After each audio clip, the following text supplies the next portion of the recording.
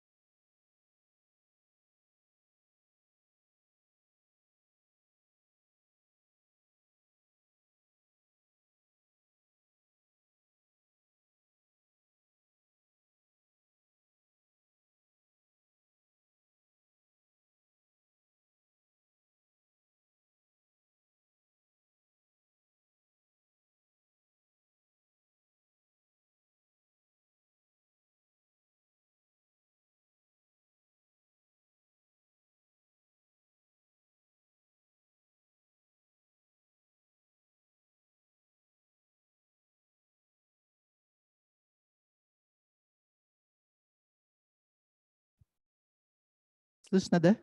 Вот, теперь слышно. Добрый день, добрый вечер, у кого-то доброе утро. Уважаемые участники круглого стола, развитие женских инициатив, dear participants of the round table, the development of women's initiatives within the Northern Sustainable Development Forum.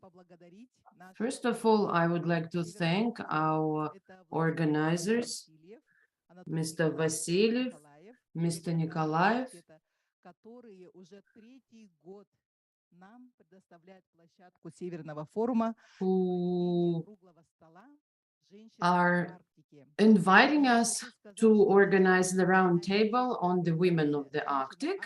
And I would like to say that our interregional public association, the Women of the Arctic, that was established back in 1219 under the initiative of Nenets Autonomous Okrug and Sakha Republic.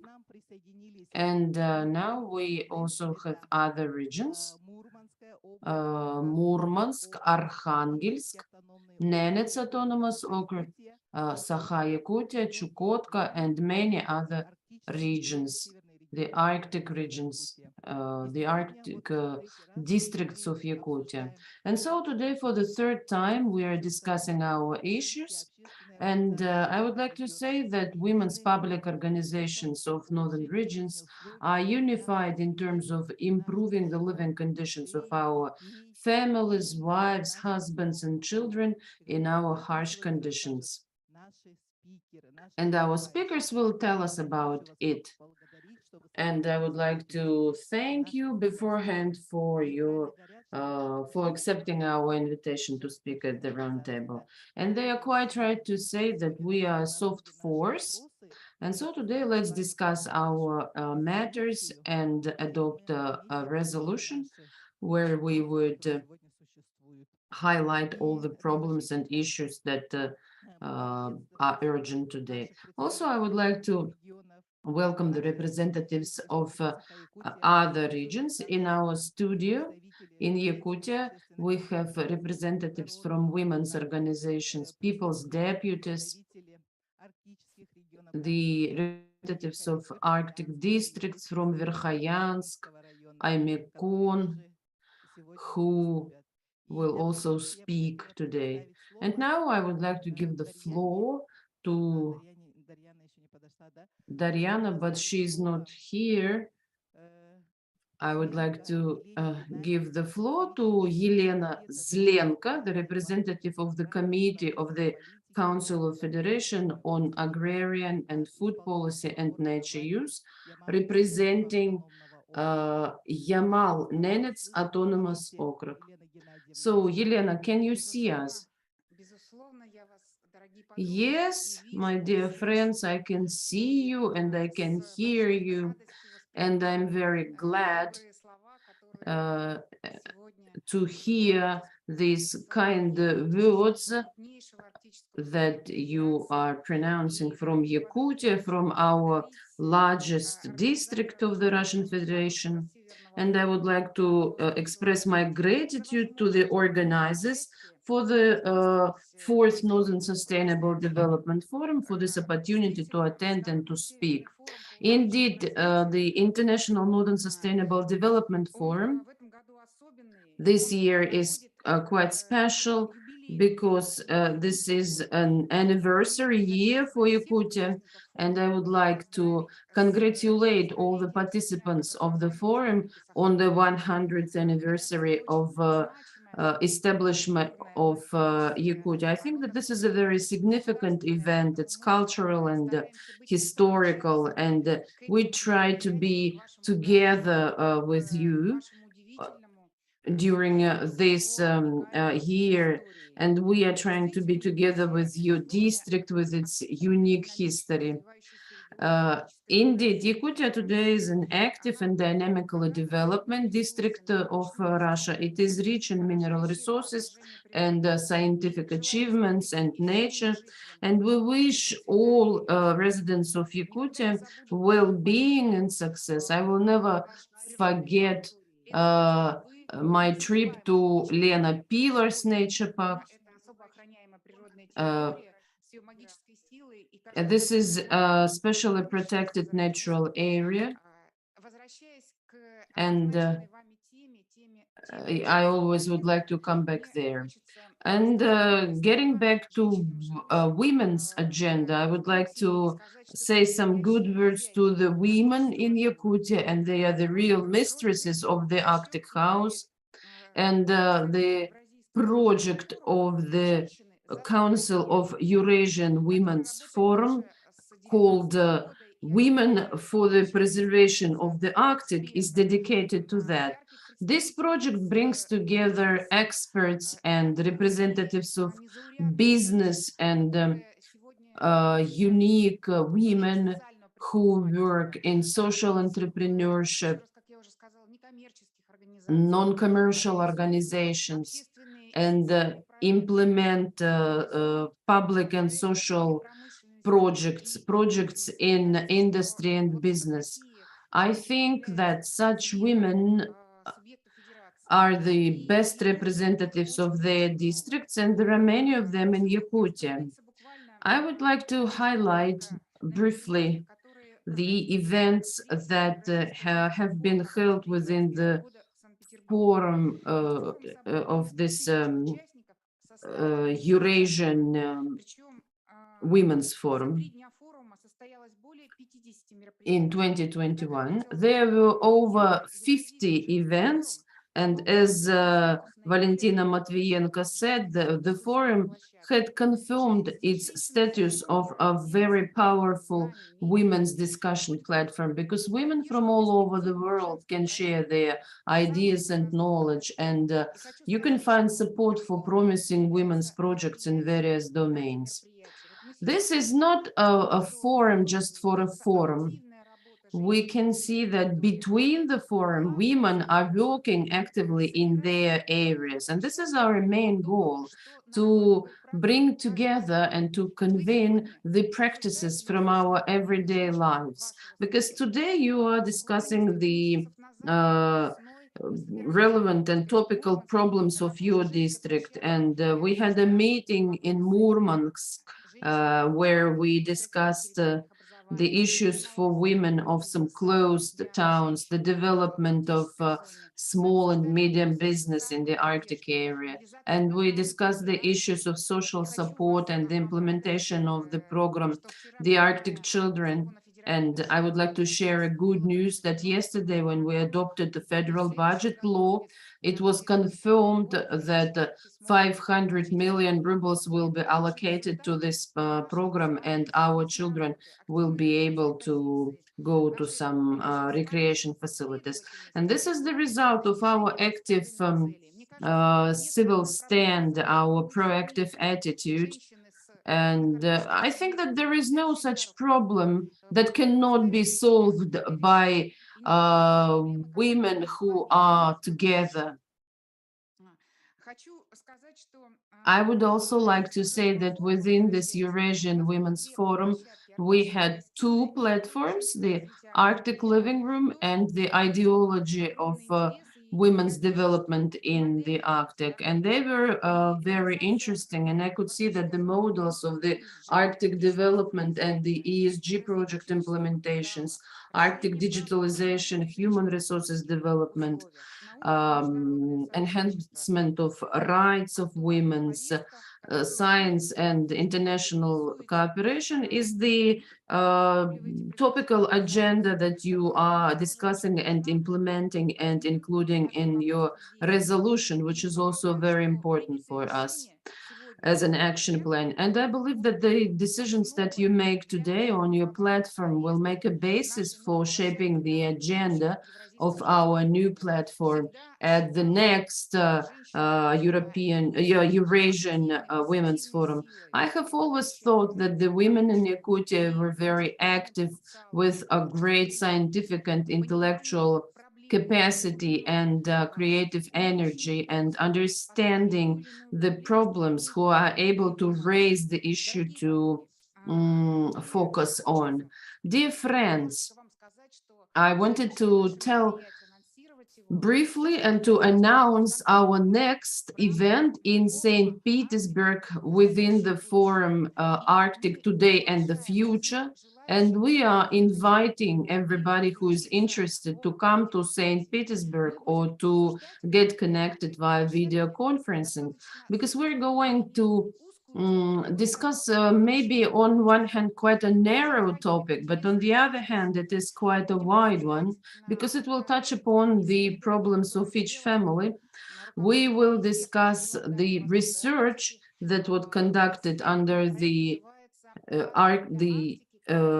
Ministry for the Development of the Arctic, and the research is dedicated to the personnel in the Arctic, how to attract youth to work in the Arctic. I am absolutely sure that you have get great experiences and ideas, and you have these creative approaches on modifying our legal framework and on some proposals for the ministry that we could discuss and document at the platform.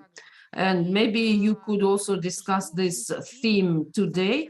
And I'm looking forward to seeing you, my friends from Yakutia in St. Petersburg. I wish you success, and I'm congratulating you on this great event that you are holding today. Thank you very much, Ms. Zlenka. Thank you for your support. We also remember meeting you at Moscow Arctic Club. You have always supported us. Thank you for your great feedback and your opinion of the women of Yakutia. And we will definitely communicate our resolution to you. And Ms. Gabusheva is flying to St. Petersburg, and she's going to speak there. So thank you again very much. Good luck. We will be very pleased if you have time to stay with us at the round table. Now I would like to give the floor to Alexandra Rybych, which is a co-founder for the foundation of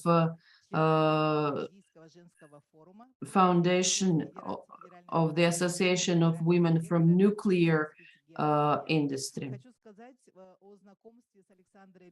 I met Alexandra, and I would like to say that she is a very interesting person, and she's young, and we met in Moscow, and she invited us to the workshop on the project Women in the Arctic. And recently our young women from our republic went to Murmansk, where they held an accelerator on the implementation of social projects. And also our young women went to Khanty-Mansiysk Autonomous Okrug to communicate with the Arctic women and to discuss the issues, and some of these problems have already been solved. So, Ms. Rybych, hello, Angelica, Ms. Zlenka. Yes, we can hear you very well, but we cannot see you.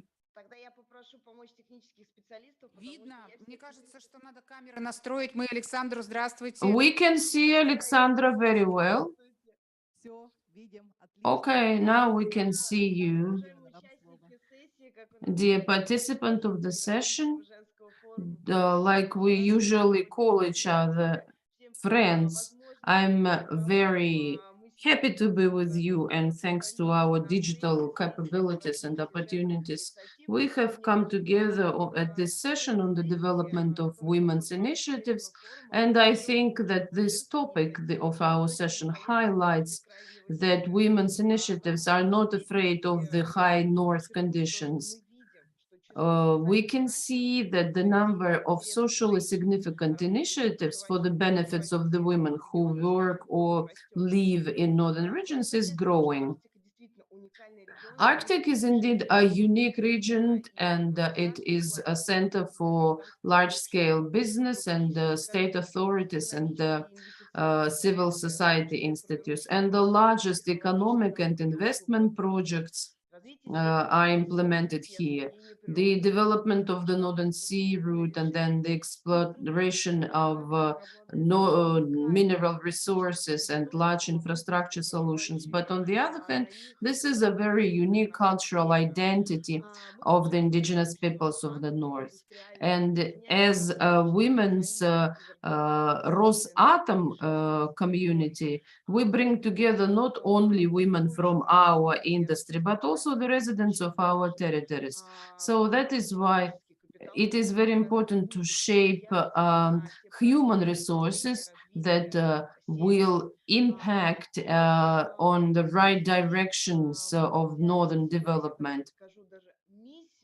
And we see our mission in promoting the role of women and to involve younger generation to implementing socially significant initiatives that will influence not only on the development of the landscape, but also on the social ecosystem, this comfortable environment of the Arctic that will help us to involve more women, families, and youth in this region. Now we have some 10 to 12% in our community with a bit more than 1,000 of participants, and 12% of them, they are from the north. And it proves that our professional and social initiatives have to develop in the northern regions. These are the staff from Rosatom, like in Murmansk, in Pivek, and also the residents of close towns like Severomorsk and the towns of presence of Rosatom. And also this year we have joined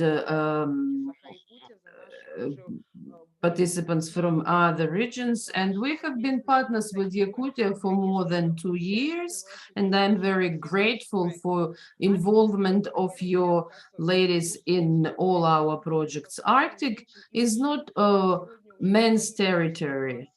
Basically, there is balance between men and women in the Arctic. It's 49-51%.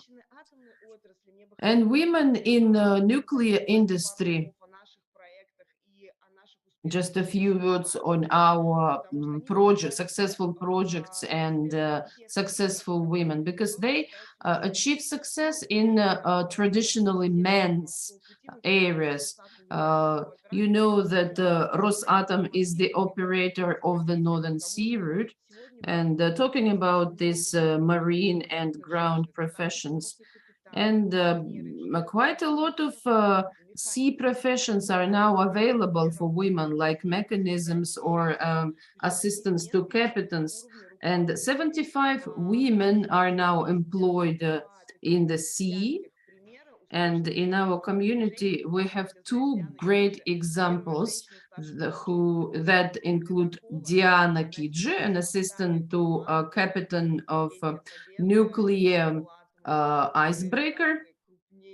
She is now involved in the implementation of the largest Arctic projects, and also Anna Nikolaichik, who was the first chemical engineer in the nuclear fleet.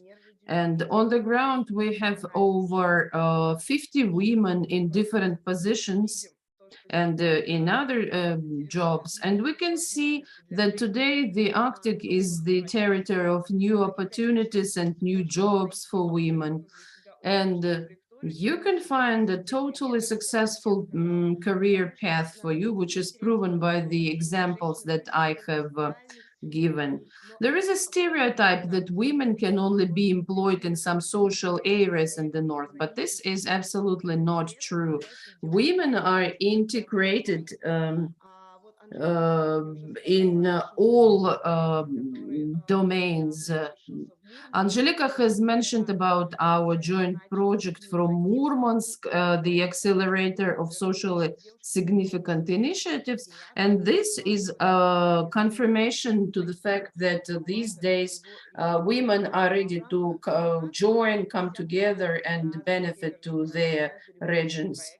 And the participants of this accelerator have produced several projects in various areas like tourism, preservation of cultural identity, and social issues. And we have seen the effect from the ground, and we have decided to continue this project next year and apply it to other regions, because the accelerator has allowed us not only to find some topical social project, but also to see the ways for disseminating these projects in other regions, because we have focused on regional initiatives related to some solutions for some situations.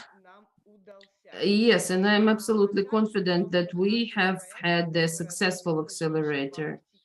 And we are also holding a number of open discussions and business platforms, and we have some international participants as well.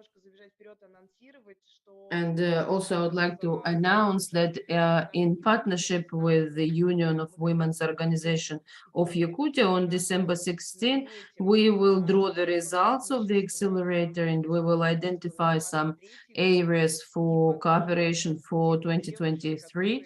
And we will demonstrate the women who work in these industrial companies in northern territories. And on December 19, during our International Conference of Women of Nuclear Industry, we will continue this open dialogue about the opportunities for women in the Arctic. I think that the Arctic does have a woman's face, and this is the name of our photo exhibit, with 7 regions of the Arctic and over 100 participants. And the idea is to present a unique portrait of women's faces from the north and to promote the women's professions in the Arctic. The girls tell about the uniqueness and attractiveness of their work. And this year we have launched a new format, a number of interviews, thanks to our ambassador. So if you want to share your story and to tell about the uniqueness of your region, we will also be glad to see you within this photo exhibition. And we hope that our coming initiatives that we can implement together, they will benefit the development of the Arctic and to increase the role of women in the Arctic. Эти 2 года пролетели как один миг, и наше плодотворное сотрудничество только начинается. И думаю, она на многие Indeed, we have had very productive first 2 years, and now our cooperation is only expanding. And we need to be together to implement social projects. And I hope, Alexandra, that our dream will come true, and the industrial companies here in Republic will also have women's unions, and despite the fact that they work in the industry, they will be also working on social projects like Alrosa, Yakutsk Energo, Elga coal mining company. So I hope that you will stay with us. I do hope that the Eurasian Council will also support us, support all your initiatives, and we will work together.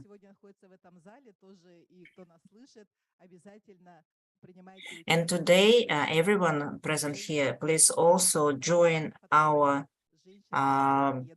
project, Women of the Arctic in Photographs. Thank you. Let me give the floor to Ms. Gabusheva, Chair of the Standing Committee of Wom-en on Culture, Education, and Non-Governmental Organizations. And she's going to talk about the role of women in the Arctic. I would like to thank Ms. Gabusheva for her continuous support of women's organizations in the Republic and in the entire Russian Arctic.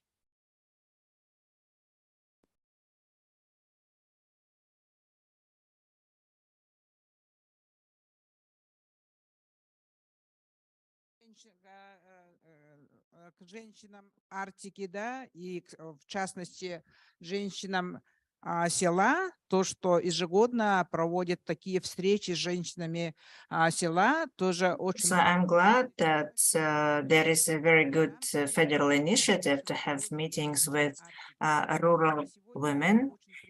And I'm pleased today that Alexandra Vladimirovna, as a head of the fund for promoting women's initiatives, is working with us today, and probably will develop some joint projects. Today, I'm glad that we have very good partners in our cooperation to promote social and business activity of our women and establishing good connections and building trust between the regions.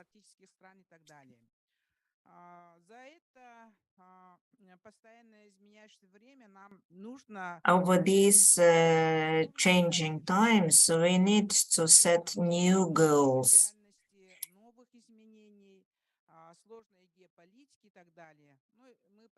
Suitable for this complicated geopolitical situation. We have overcome the pandemic and we kept our connections, and despite all the difficulties, we are together. But today, every person of our country has faced the consequences of the events in our country and globally.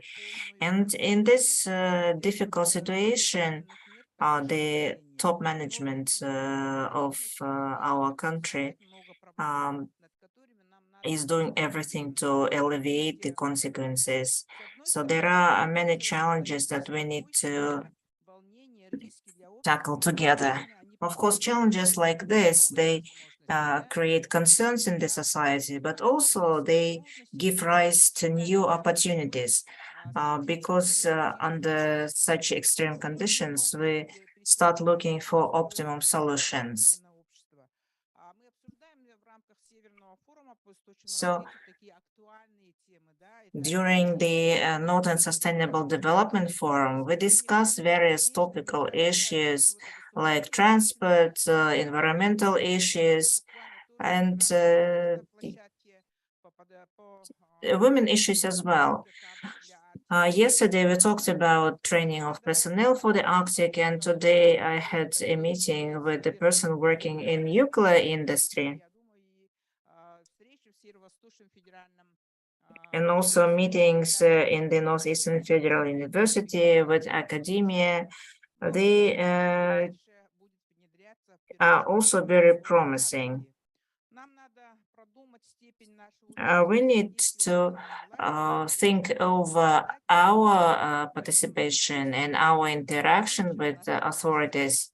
So talking about the statistics, how many women are there in the government? For example, in the Republic's government, women account for 11–13%. In the legislative authority, we have 18% of women.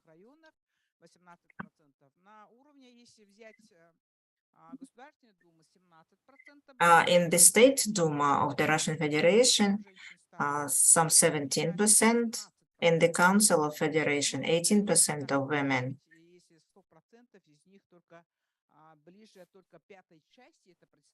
So roughly 1/5 spot in authorities. So the task is how to make women of the Arctic more proactive, because we live in very difficult conditions. The next thing I would like to draw your attention to is the health of our girls and women. Under harsh climatic conditions and with some unfavorable influences, there must be some program or sub-program. And we, women deputies, we have been proposing such a program, and we will come up with some document.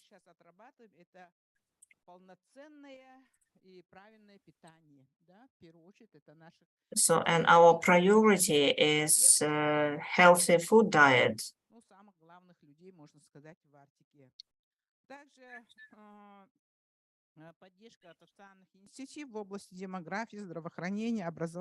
Also, we need to support various initiatives in this field: demography, culture, education. Our joint efforts determine the solution of many issues on the municipal, regional, and federal levels. And during our 15th Convention of Women at various sessions, we discussed various aspects of our interactions with the governmental structures.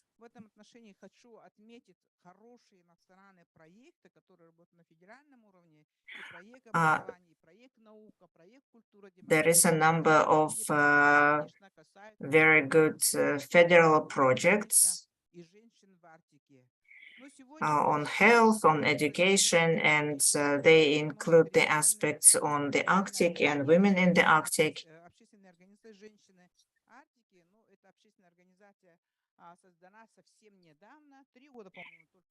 There is one public organization, Women in the Arctic, and it's a new organization.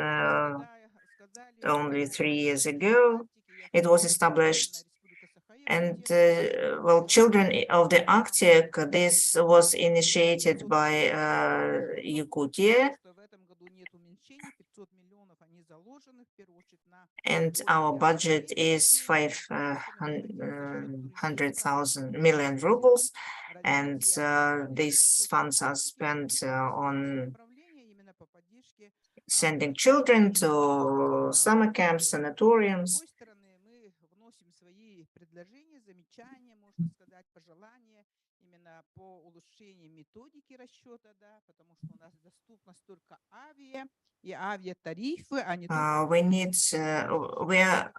We are pushing forward some amendments on the calculation of costs, because here, with the lower density and longer distances, all these medical and health improving measures cost more. The head of our republic has initiated the Year of Mother, and in our remote districts, we need to think about provision of decent healthcare and education. Also, we need to provide fast internet. So lots of areas to look at.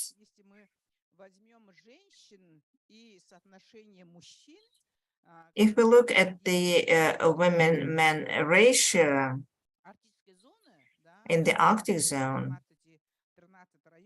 in our 13 districts, For example, in Olenioksky district, we have twice as many men as women in the age group under 30 years of age. But in the age group over 60 years, women account for 70%. In the age group over 70 years of age, men account for 17% and women 83%. So, for example, in the village of Sobolokh in Momsky districts, I was surprised to see that among women over 50 years of age, there are many widows. So this is an indicator of a number of social problems in Arctic regions.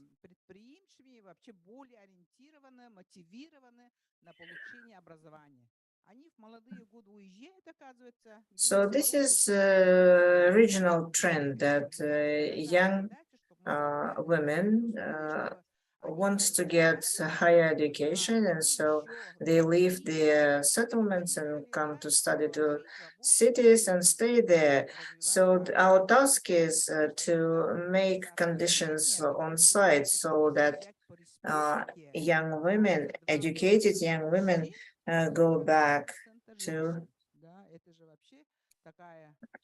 their native settlements. So we need to think about this.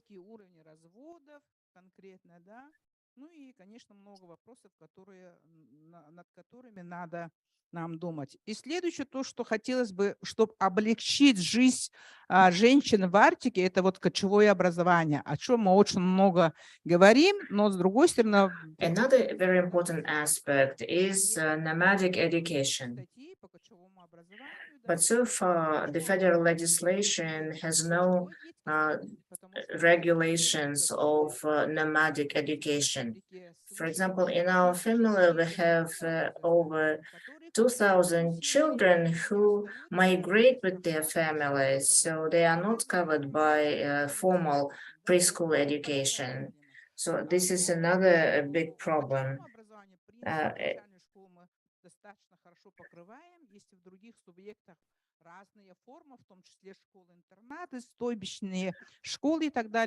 As for the school education, we have developed quite unique models, but for preschool education, we need to provide the coverage of preschool preparation.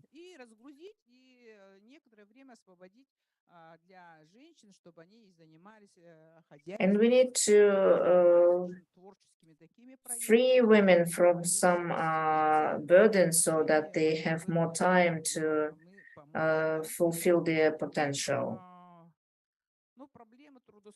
Подготовки кадров. По подготовке кадров, конечно, очень много вопросов. У нас есть хороший анализ именно, какие кадры, по каким направлениям они нужны, да. As for the supply of the personnel, we have analyzed the situation, so we have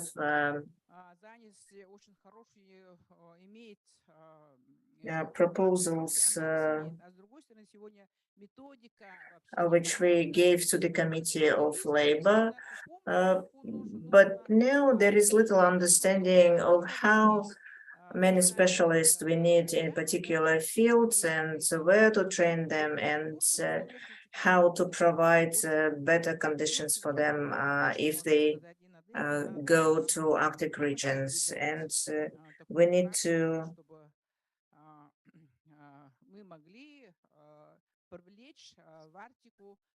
самых образованных, самых компетентных. Что мы предлагаем, да? So what we propose first, there is a good program or sub-program, Children of the Arctic. And so now we propose a comprehensive project, Women in the Arctic. So we have a bigger project, Humans in the Arctic, and it hasn't continued, but the project Women in the Arctic can be implemented. Кто конкретно вот экономикой севера и так далее занимается, вот это можно разработать. Ну и конкретно это поднятие имиджа арктической женщины, нашей женщины. В этом отношении One of the purposes of the project would be to enhance the image and status of women in the Arctic.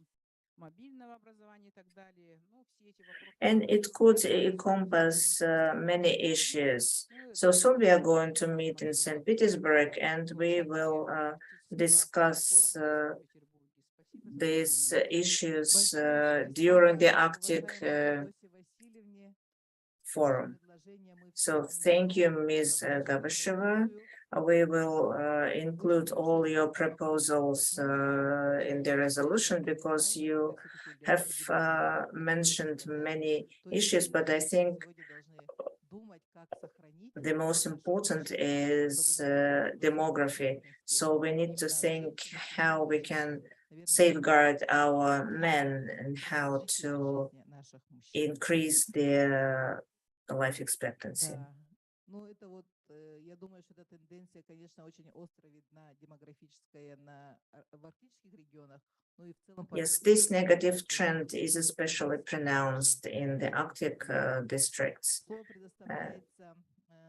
as elsewhere in Russia. So now the floor goes to Sakha Afanasyev, chair of the Standing Committee on the Environmental Committee of Yakutia. So I would like to thank Mr. Afanasyev for continuous support. Thank you. Good evening, participants of the dispute. So I have been working in the Northern Forum for the third day. So I would like to be brief, and I would like to talk about the role of women in environmental education and in building the environmental culture in the Republic. So this role is huge.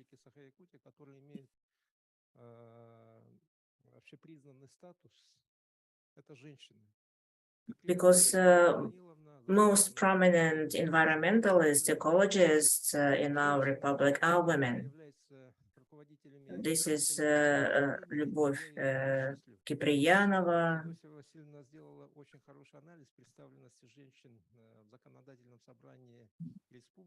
So Ms. Gabasheva has a very good understanding of women's presence in the government. But in environmental authorities, we have Tatiana Strukova, who is the head of the environmental department in one of the regions of the Arctic. In Nizhny district, this department is also led by a woman, Elena Arianova, in Anabar environmental inspection. And this is the district where diamonds are mined. Also, Antonina Nikitina, the head of the Megina Kangalaski environmental inspection. Also, Marina Migalkina. She is a deputy head of the regional committee on environmental monitoring. So there are many women. So these are people who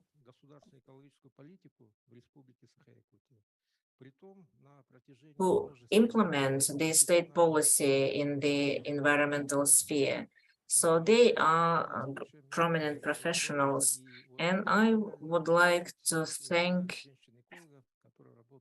all of them and name them. So here also I see our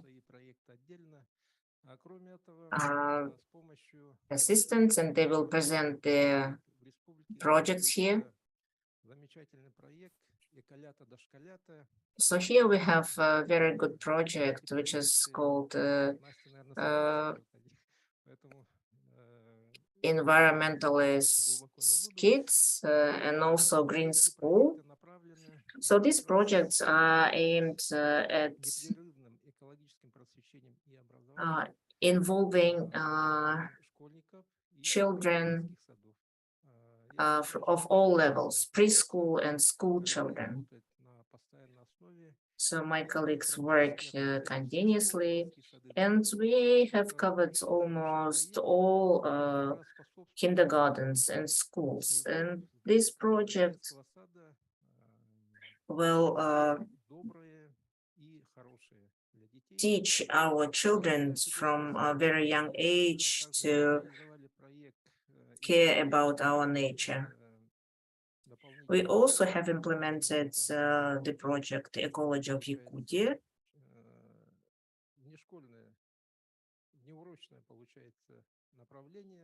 So this is extracurricular activities at school.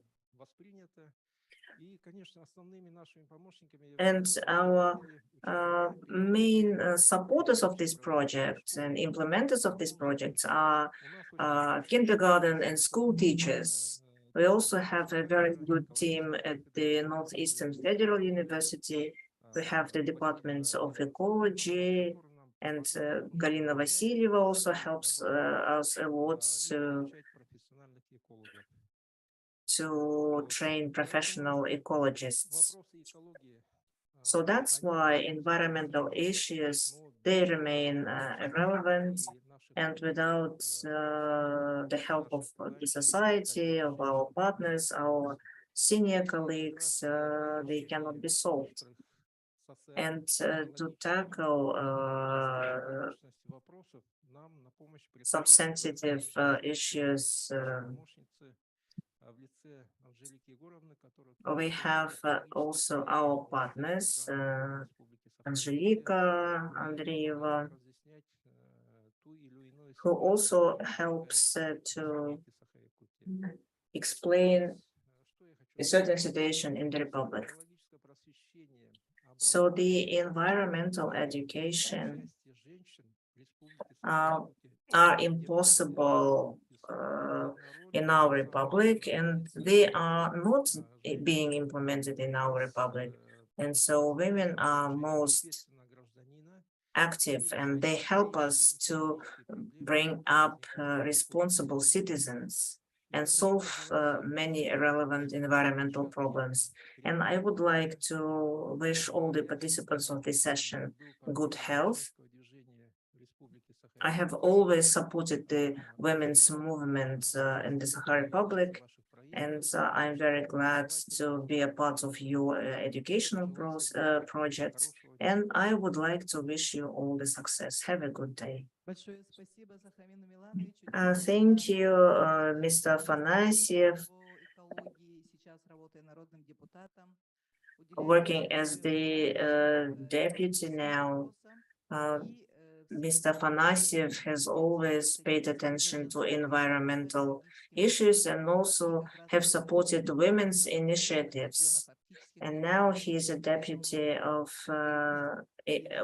focusing on the Arctic regions. So I hope that we are going to have many joint projects. Now the floor goes to Anastasia Darbasova, a member of the Union of Women's Organizations, and she is a teacher of the Arctic School, and she is an author of the stories about the Ross's Gull. Good evening. I would like to tell you about the project, our environmental project, the adventures of the Rose's Gull and its friends. You will see a very colorful presentation. Please have a close look at it. So the topic of my presentation is fairy tales, the voice in preserving the North and the Arctic. The project is implemented within the framework of a social project of women's environmental activism.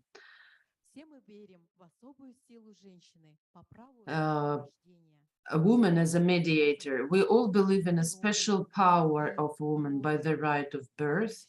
In our ceremonies associated with the well-being of nature, family, and clan, women have participated most often, and women has always acted as a mediator in a dialogue between the world of nature and society. And I think that that is why women from the Union of Women's Organizations have been engaged in this project. You can see the cover. The characters of the book are Aiko girl and Lola Rose's gull. How can we help children understand the environmental challenges of the modern world and how to raise their environmental awareness? And I think that that is why the supervisor of the public movement of the Union of Women's Organizations of Yakutia, Tuyana Andreeva, has come up with the idea of writing a series of environmental fairy tales. We have long worked together under the guidance and leadership of Mr. Afanasyev, and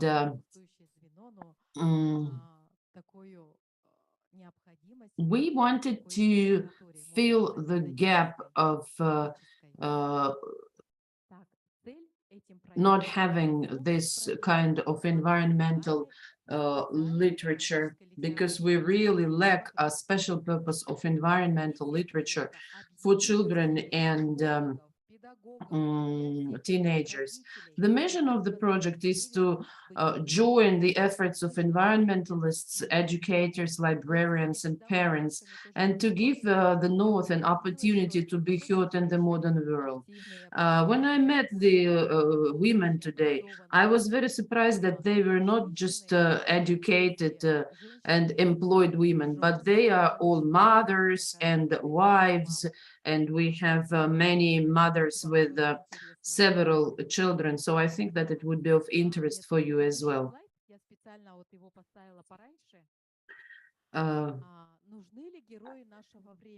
Please have a look at this slide. What happens if we don't change anything? What is an environmental fairy tale?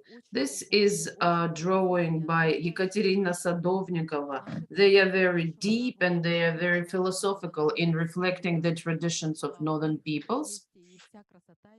They contain all the beauty and pain, and these fairy tales, they explain in a very simple manner why they should treat nature as a deity.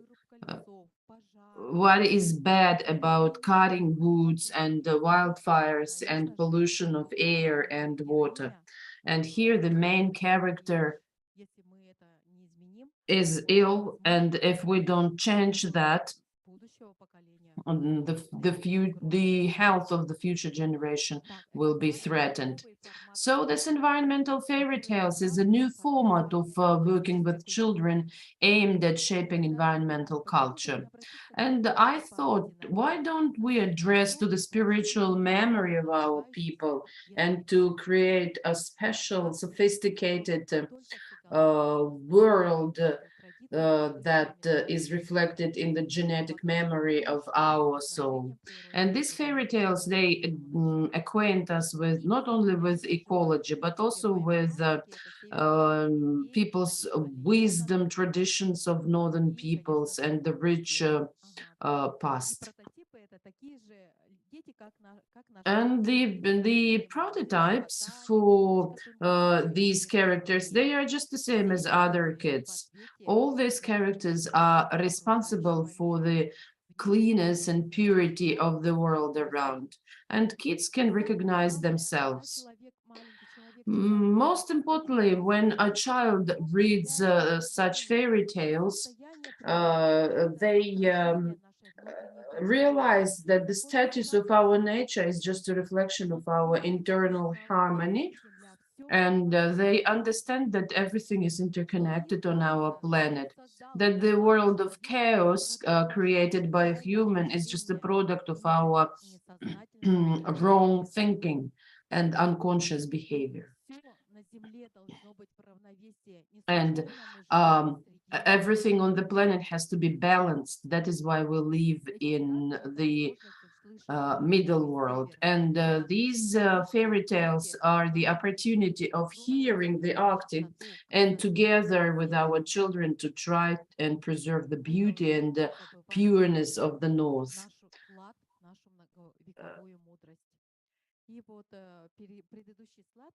And at the previous slide, you could see a photo of a rose's gull.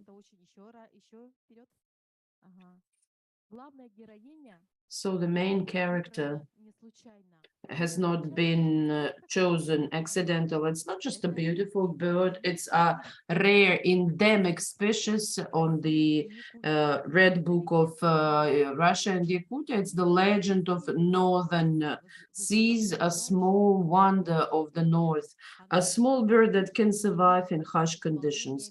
It's a symbol of hope, belief, and your dream. Rose's gull is a symbol of your true love for your motherland. It's the only bird that flies to the north, to the Arctic Ocean. The explorers of the north, they look for the rose's gull. They dream of having just one look at it and to make a wish. And children can get acquainted with this rose's gull in these environmental fairy tales. These fairy tales have been published thanks to the support from the Ministry of Ecology, Nature Use and Forestry Management of Yakutia when Mr. Afanasyev was a minister. And now we have won a grant from the National Library for publishing the electronic version of the 3 volumes. And it has turned out that this genre of environmental fairy tales is much in demand, and it has brought together many creative people, and we have received a lot of positive feedback. The first fairy tale participated in the all-Russian integrated project My Green Fairy Tales, and it was acknowledged by the Media Council of the First Environmental TV. And the head of Yakutia, Arsen Nikolaev, received a letter of gratitude from a legendary anchor person, Nikolai Drozdov. So on slide 5, you can see these results. And now, based on these environmental fairy tales in our republic, we organize eco lessons. Now I will share a secret with you. In the first book, Our Life in 30 Years, we tell about an environmental disaster, and this rose's gull reveals its special gift that it has inherited from her grandmother, and it gets, makes friends, and they try to prevent this environmental disaster, and also to save a cool girl for her deadly disease.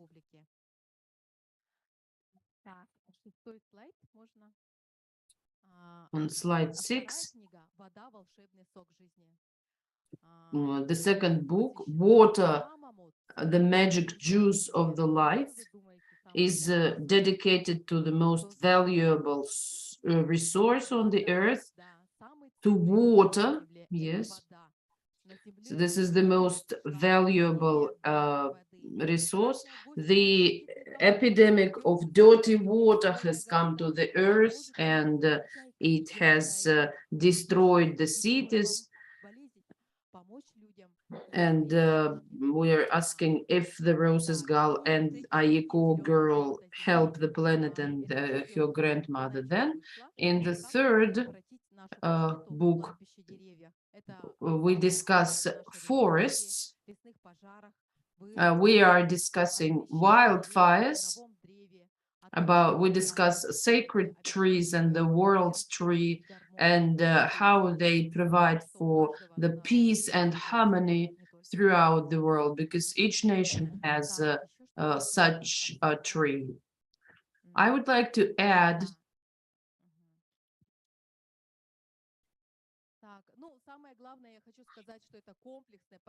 this is an integrated stage-by-stage project. At the first stage, you get acquainted with the fairy tale at the libraries, at schools, at home. The children live through this fairy tale, and then the next part of the project,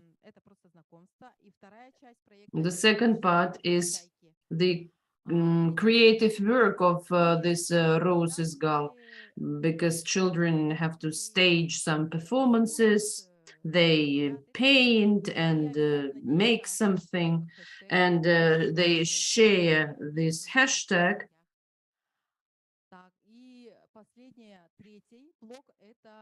And then the third block is the activities of the Roses Gull, when children get involved into environmental actions. Thank you very much, Anastasia, for such a detailed presentation. Anastasia is a great enthusiast, and she was ready to read all these books today, but that's what we do with our children in the kindergartens. Yes, we would like to read these books to all our children, and we call upon the participants of our events to promote these books. Thank you, Anastasia, and let's continue. I would like to give the floor to Natalia Vinokurova, Deputy Director for Industrial Logistics of Navinia company, representing the Association of Women in Energy from Skolkovo University.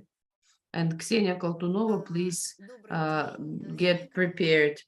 Can you see my screen? Yes, we can see it very well. I would like to thank for the opportunity to speak at your forum, and also to congratulate Yakutia on the 100th anniversary. We have been following your celebrations, which have been very impressive. I represent the Association of Women in Energy at the Skoltech Association. We were established in 2020, and now we are working on increasing our cooperation with different women's associations. I would like to briefly present our research that we began at the end of 2020, which is called a gender balance in power engineering. And I think that Yakutia is one of the main points in the development of energy sector. I think that Yakutia faces similar problems as women in energy forum. On one hand, Russia is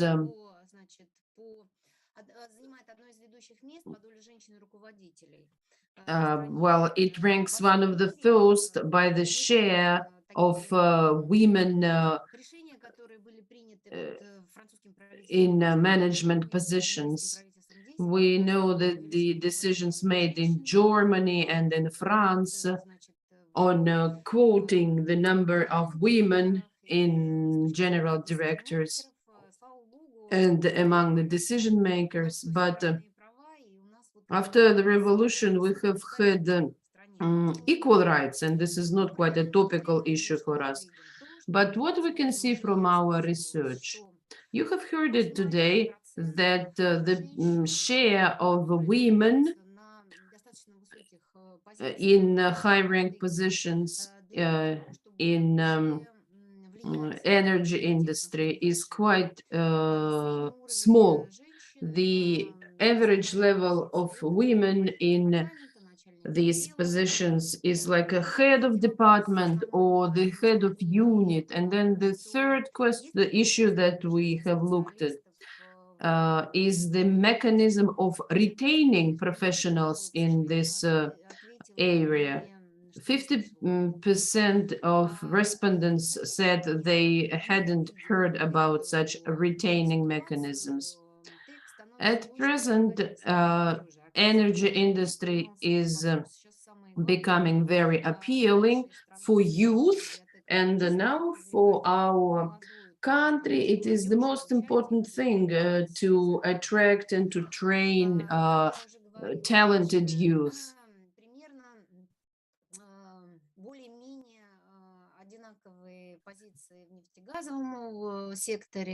The positions in oil and gas sector and in energy sector, women, they take some like medium level positions, because it is important that women can make the work appealing for the management. But unfortunately, there are quite few women in the positions of directors general. I was surprised to see that the most women are employed in coal industry. What is interesting about our research is how women are seen in the energy, fuel and energy industry. Women are seen as responsible and hardworking. So on the right, you can see all these features, but these leadership properties, they are not very like much appreciated in women. This research has been placed on our website, and I'm inviting you to visit our website and to get acquainted with this research. It's a very large-scale research, and it is high quality, and it is in an open access. It is interesting for us to enhance our cooperation with various women's organizations. We are now looking carefully at the Asian countries. We are planning to sign the memorandum of cooperation with the women in energy of Kyrgyzstan and from international Asian associations. We find it very important. Why? Because at present, young women are not very attracted to the fuel and energy complex, because they understand that it will take you some 20 to 30 years to get a high rank position. And young women are not ready to spend so much time for their personal fulfillment. And quite often we observe that this branch of oil and gas, they send to institutes and universities women recruiters to involve talented youth to this industry. But again, there are no mechanisms.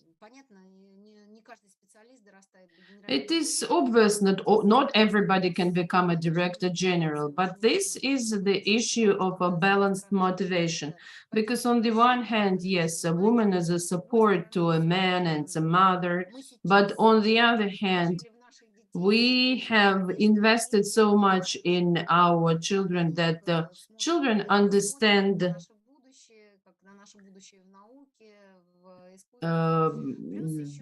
that we are expecting a lot from them. And there is also such an understanding that a woman has to be humanitarian. So to change this situation throughout the country, we find it very important to start cooperating with some professional education institutes to show the prospects of fuel and energy complex. Maybe we need some development programs for women, and the situation in the country is quite difficult now, and we are very hopeful about Yakutia because I'm engaged in consulting in large-scale industrial holdings.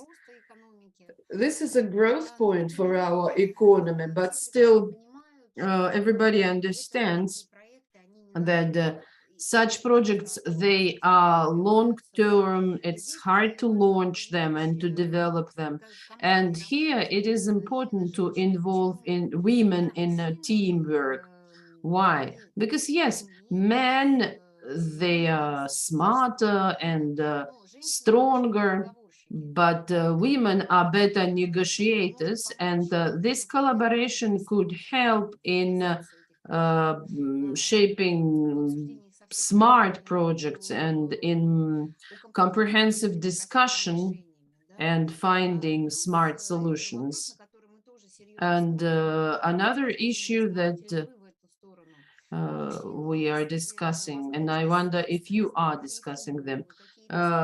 Men have a lot of ways to reduce stress. They have sports or something like that. And it's more difficult for women to deal with stress.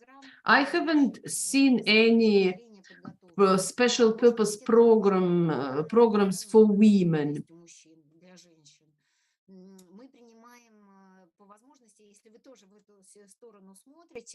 Нам интересно было бы... Спасибо, Наталья Альбертовна. Очень интересно. Последний вопрос. This is a very good proposal. Please come to our website and fill in our survey. We would be glad to see you and to cooperate at various events. Thank you very much, Ms. Vinokurova. It's a very informative presentation. Please send us your slides and we will disseminate it through our enterprises. Maybe you could write some 2 paragraphs. What are your proposals for the women? Thank you very much. We will invite you to our future events. Разрешите предоставить слово нашему Оленёкскому району. Нам время идет немножко. So now let me give the floor to Alenyok district. And the floor goes to Tatiana Mironova, a teacher from the Alenyok Secondary School. But before that, as a chair of the Interregional non-governmental organization,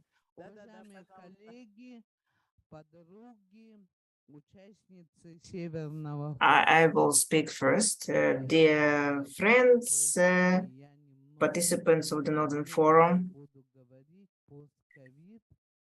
so I'm just experiencing some post-COVID consequences, so that's why I speak slower than usual. So the previous speaker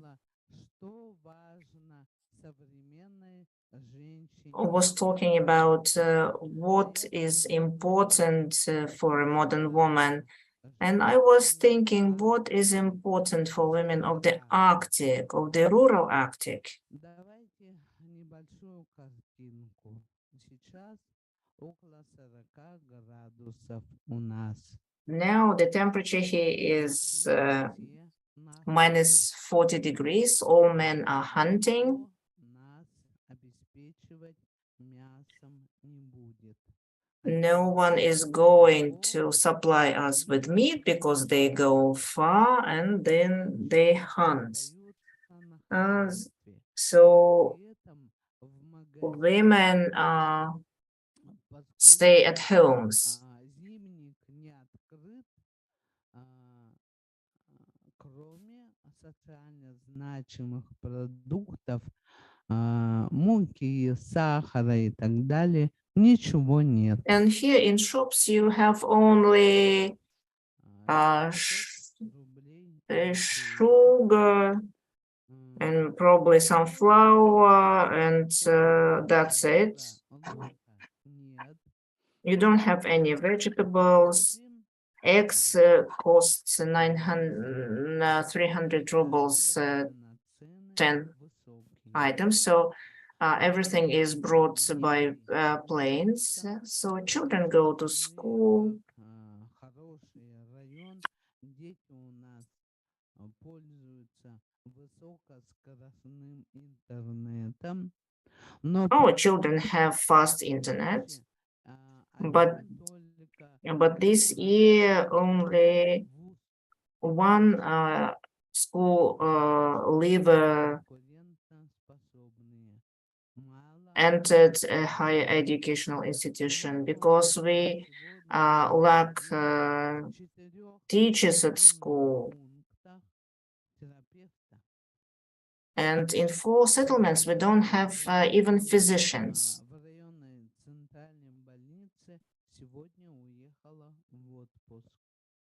And now the chief physician in the regional hospital is on vacation now. We don't have neurologists, we don't have gynecologists, and so the conditions in the Arctic, in our quite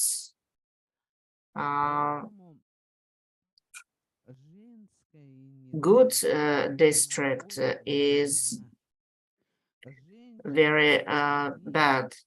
So that's why women's initiatives are very important, because women keep the fundamentals of life. And today you see young girls, activists, they are mothers,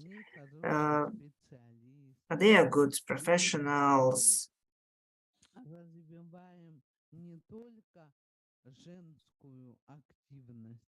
And so we develop not only women's activity, but also men's initiatives.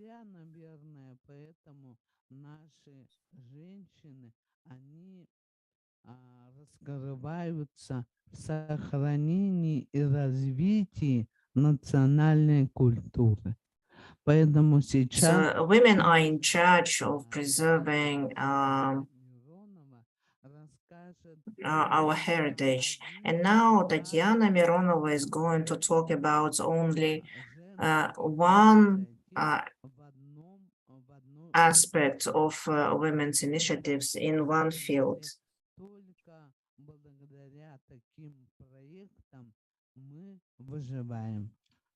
So, and we survive here only thanks to projects like this. Dear participants of the Northern Forum Roundtable, today I would like to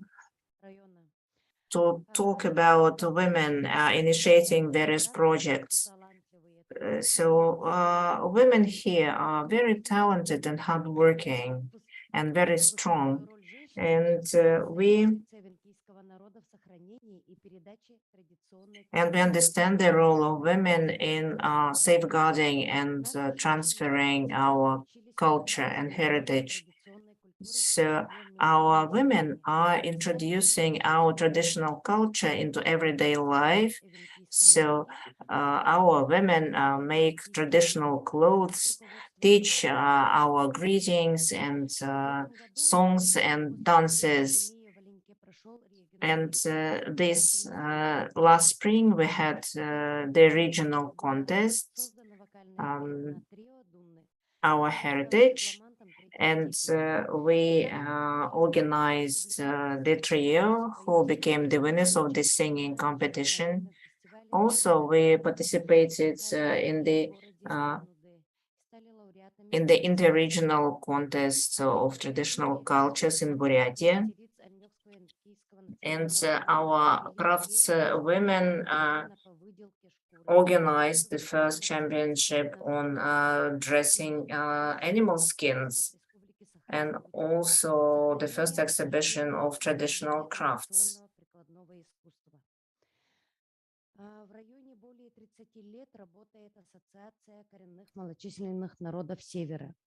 We have the Association of Indigenous People.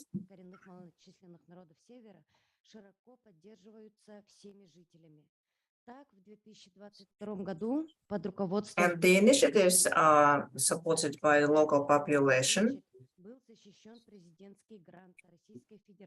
And we received the grant from the federal government on Aran protecting area. So this project is located in Batayalach locality.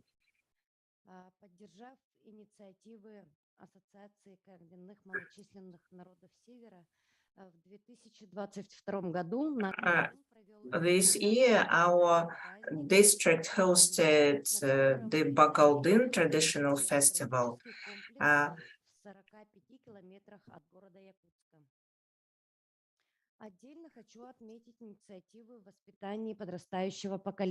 So we have a number of initiatives in educating younger population. So children are more susceptible to stories. And Anna Nikolaeva opened a number of groups in kindergarten, singing, dancing, and animation studio, and theatrical studio, and all the parts were played by the children.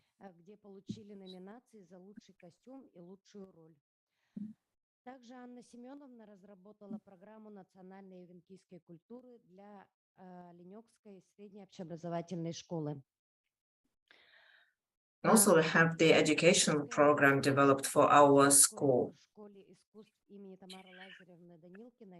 At the School of Arts, now we have an ensemble established, and since 2021 we have been hosting the vocal contest.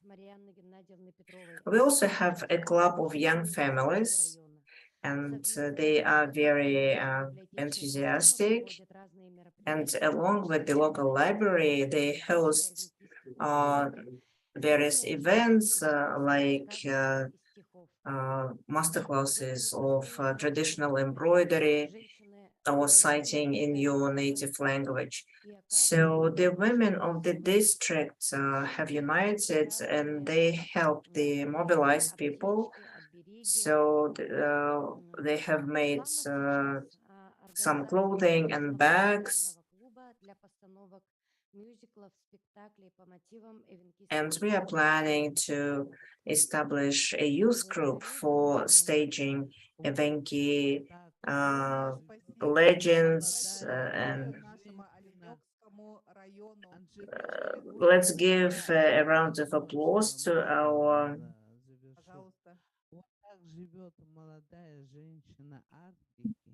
young enthusiasts. So this is how women in the Arctic live, and Ms. Gabashov was right talking about the men's mortality, and we have sent our some 20% of our young men to the military operations. So my colleagues and deputies, please understand, even during the World War II, indigenous people of the North were not drafted because we can help the front in other ways, and it would be really helpful if the gene pool of the indigenous people is preserved.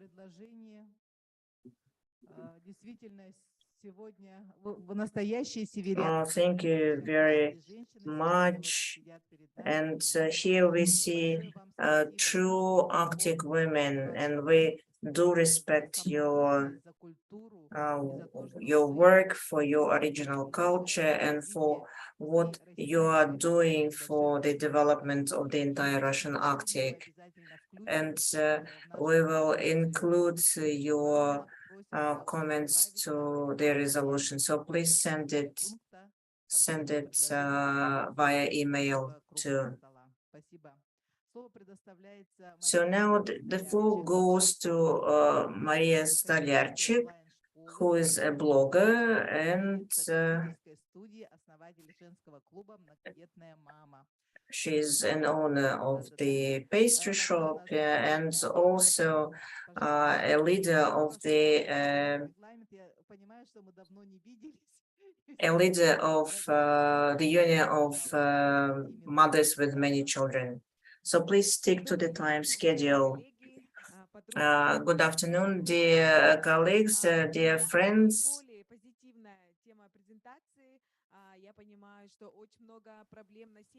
I understand that there are many problems in the world, and yes, in my district, my home district, one egg costs some 30 rubles, and vegetables are very expensive, and you need to work a lot to store your food for winter, and you need to buy sugar in 50 kilos. And I remember we did that when I was a child, and we do the same now, like we buy food wholesale here and send to our relatives in the villages.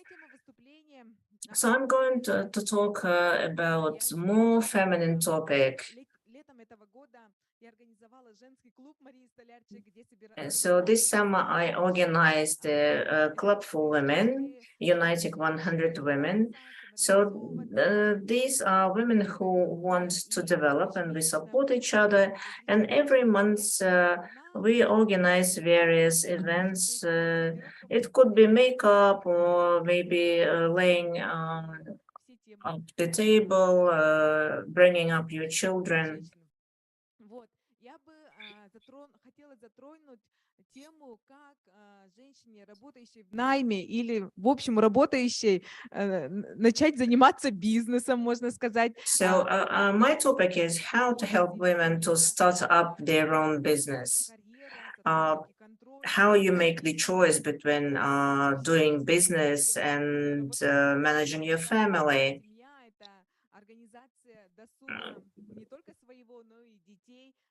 Because being a mother of a family, you need to manage your children, your husband. What is the right balance between these two directions?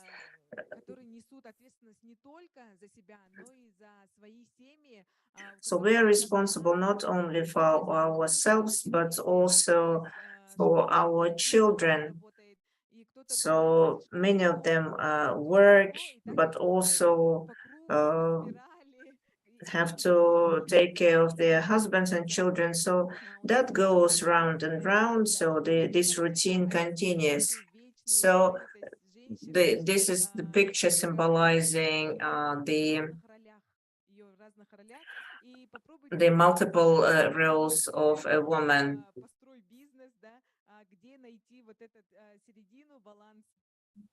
How to find the balance. And you don't even have time to take care about yourselves. So if you have the same situation, I understand you. I have 3 children, a husband, and a house to run. So what is the answer to this question? I have very practical life hacks, how to find time for your own needs, for your hobbies. First, you need to remember about yourself. So many women neglect themselves and they devote themselves either to work or to their families. And women forget about their hobbies.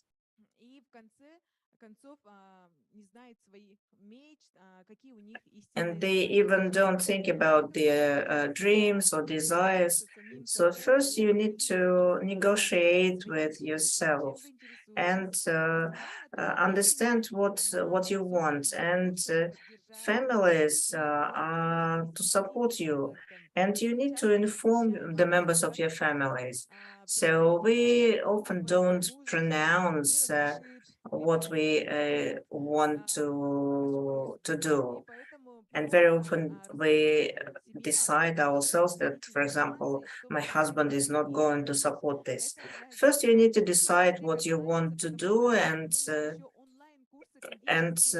voice it. So this is topical for Arctic women as well. So I have an online cooking school and it covers the entire Republic, and I have participants from all districts of our Republic, and making cakes is actually becomes business for many of them. The second life hack is to make your life easier, not to be fanatic about cleaning. So you must delegate some of the responsibilities to the members of your family.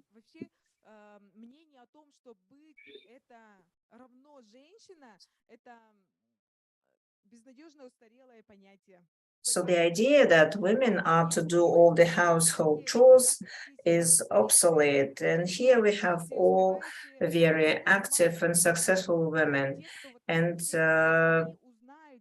maybe you won't understand me, but for many other women, it is very understandable. So you need to find at least 1 hour for yourself, and you will devote this time only to yourself. Maybe you will read a book or do some hobby or just rest. And you must negotiate with your family members that no one bothers you during this time. But it doesn't mean that you need to browse the internet or check other people's stories. You need to do some useful.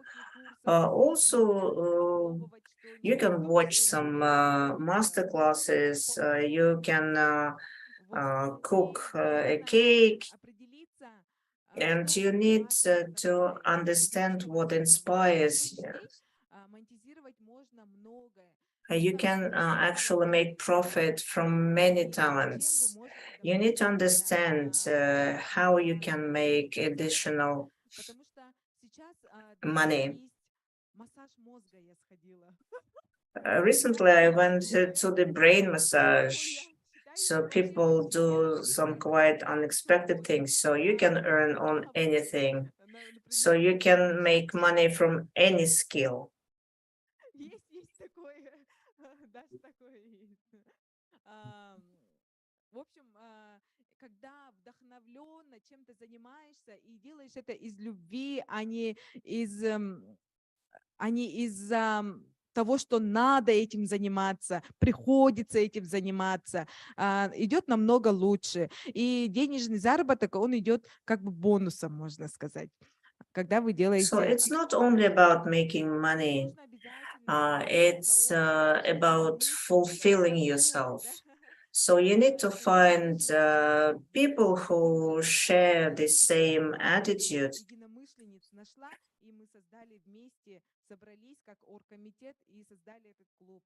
И он сейчас So таки работает. that's why we organized this club.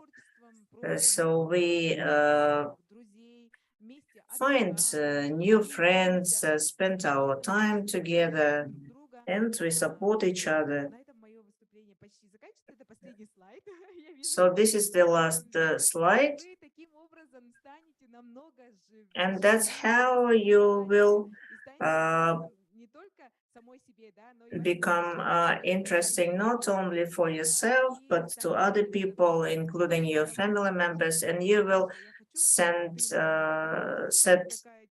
an example for your children. For example, my daughter makes an example out of me. So she thinks that I am an ideal woman. So it brings me great satisfaction. Thank you. Thank you, Maria. Девушек, которая начинала с девушек-лидеров, совсем была молоденькой и только начинала свой бизнес, и у нее был только один ребенок. И с тех пор она постоянно... But since then, Maria has always been on the move. She has been studying and improving herself. So thank you, Maria, again for joining women from different districts of our republic, for training them and for making some income for their families. Thank you, Maria. Now I would like to give the floor to Irina Atlasova, the member of the Regional Council of United Russia from Aymykon. Okay. 5 minutes, please. But in any case, yes, our friends have presented very interesting topics with various ideas and proposals and projects. And my topic today is from a happy family to a happy society. I have been a public activist all my life, and I have been communicating with active women and men. For me, this is a very important topic. Our republic is a huge region of Russia, and we understand that Yakutsk is one of the most advanced cities on the permafrost.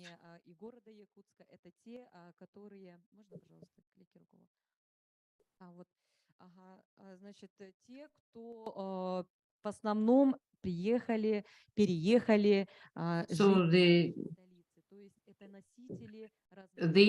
are the carriers of different cultures and traditions from our Arctic districts and other cities. Well, I have a very long speech, but I will not read all of it. So I will speak about family, because family is the center of your universe and everything begins with a family. And who is the key person in the family? It's a woman, of course. It's a mother, a wife, an educator and a keeper of the family. Everything depends on a woman.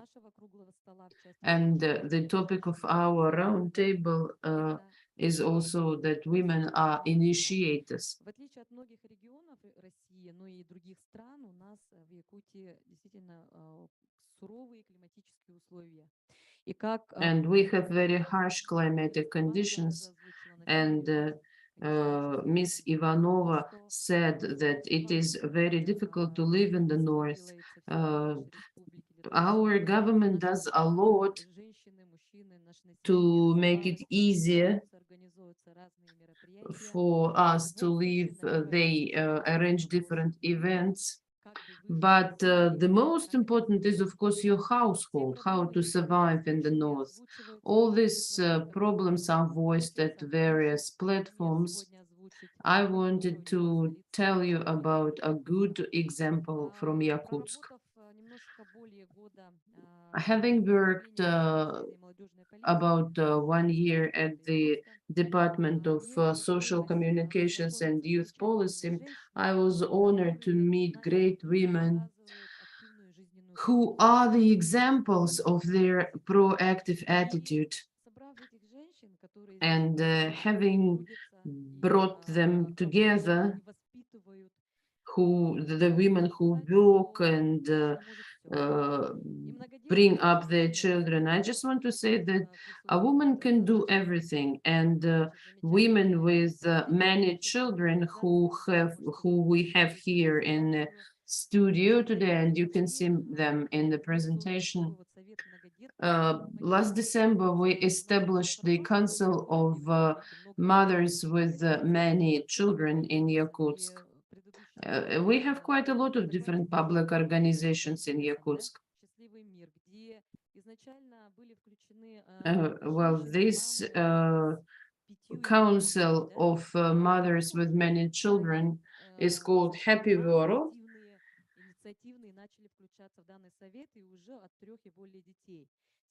And they are women who have 3 and more children.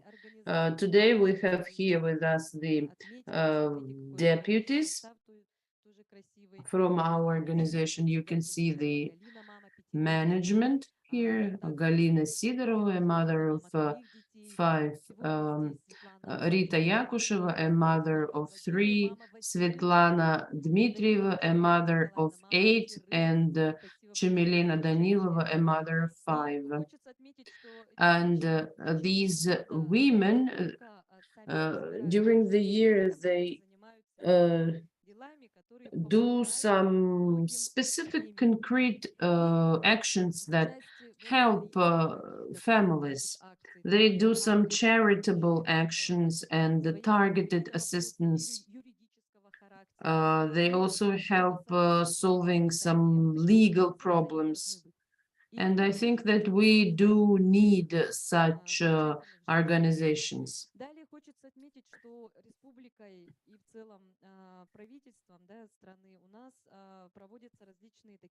Our republic and the government of Russia, they organize various family contests.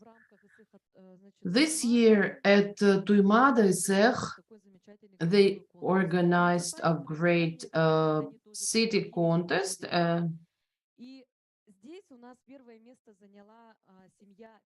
Which was won by a family of Petrovs.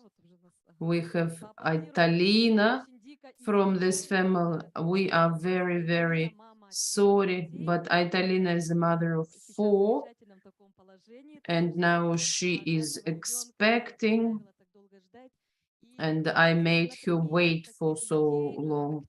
And on the example of such proactive people, I want to show how, based on our families, indigenous and Yakut families, this family education and family upbringing exists in our current reality. And it has to be communicated very well. Now I would like to give the floor to Italina and then a short video clip about their family.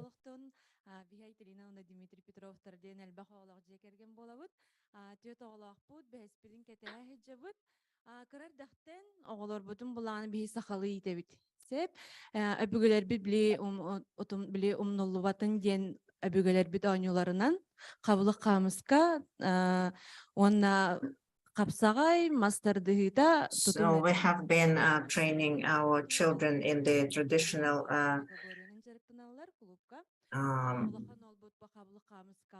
culture since their childhood. So our our eldest son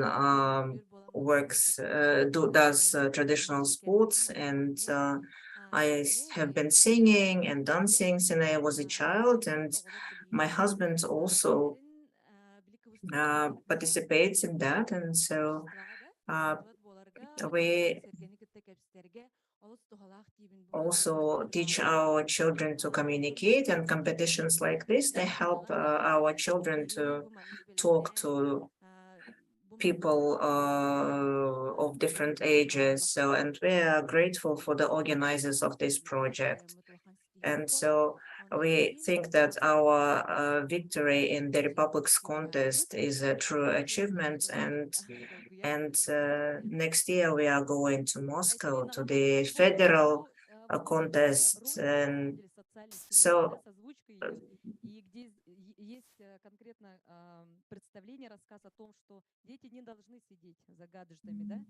so the main idea of this project is that children shouldn't sit with their gadgets.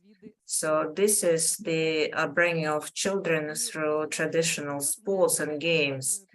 And we will send this presentation to all who are interested. And we are proud by the fact that Aitalina and Dmitry Petrovs with their children go into the all Russian level, and they are going to present their family, their experience of bringing your children within the family. And in conclusion, I would like to say that on the 9th of November, we all witnessed the signing of the decree of the Russian president on setting the Russian policy on family.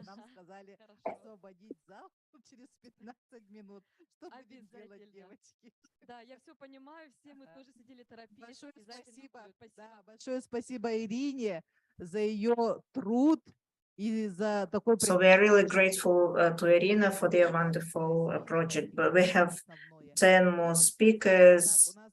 We have very many speakers, but only 15 minutes left. So let's give some 3 minutes to each speaker just to voice your proposals. And I am glad to give the floor to Deputy Chair of the Union of Women's Organizations, Olga Grigorieva, who's going to talk about the brand made in Yakutia.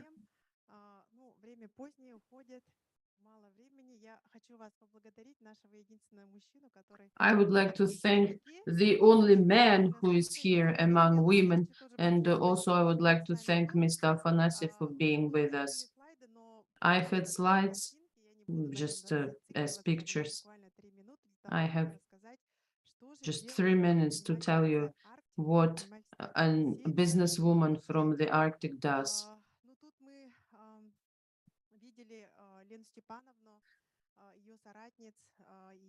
We have seen Lena and her assistants, and we can see the situation in the north. But as a businesswoman, my proposal is I want to say that our major pain and problem is transportation and logistics. It's about the prices. And mostly prices depend, prices are high not because of the businessmen, but because of these long distances. I think that we have to change our legal framework. So I think that there are three problems in the Arctic for the business society. The first one is transportation and logistics. Then the next one is harsh climate and internet. I'm a head of association made in Yakutia, and you can see our association on the slide that was established in 2019. We had to consolidate and join the efforts for promoting our brands. We represent the businessmen who have created their own brands to sell them not only in Yakutia, but also in the Far East. This is quite real. And as for the proposals,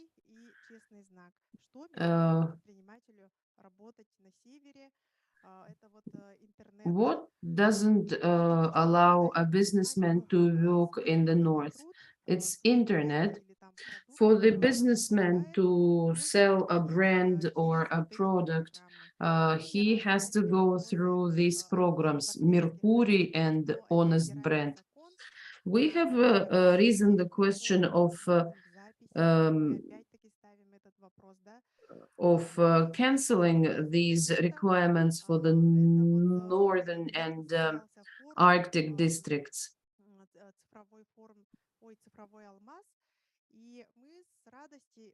At the Digital Diamond Forum that has been held recently, and we were glad about the fact that our head signed the agreement with the Ministry of Innovation of Russia for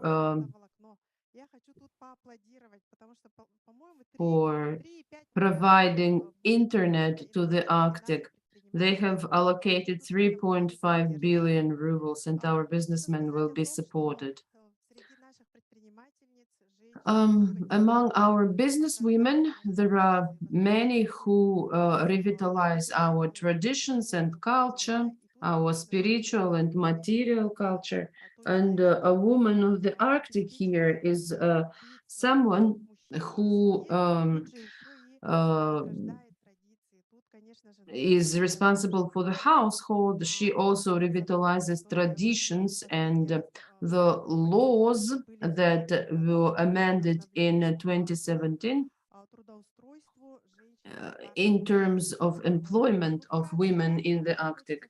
So this is very brief. I would like to thank those who are still with us online. The conditions are difficult, not only in Russia, but in the whole world. And now, as Europe is closed, the central Russia will be looking at the Arctic. So now we have to speak about the development of inbound tourism.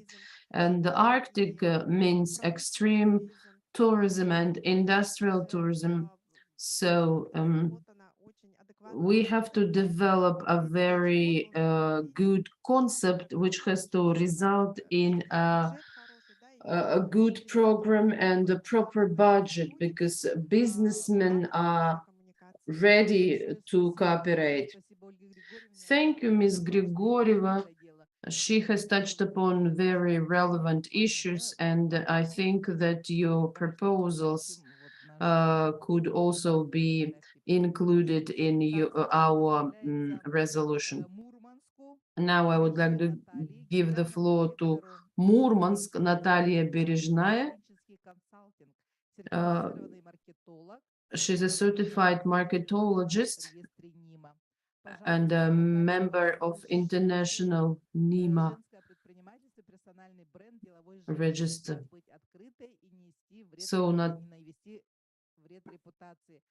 Natalia is going to tell us about how to be open and not to harm your reputation.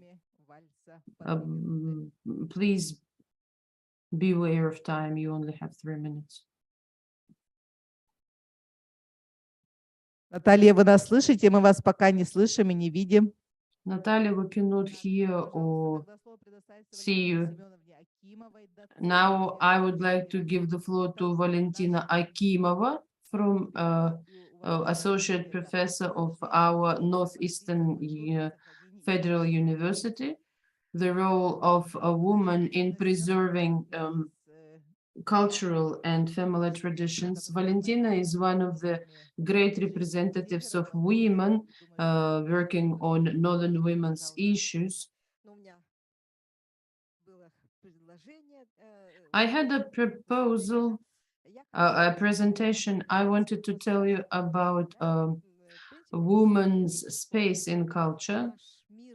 Today we can see that our world is changing.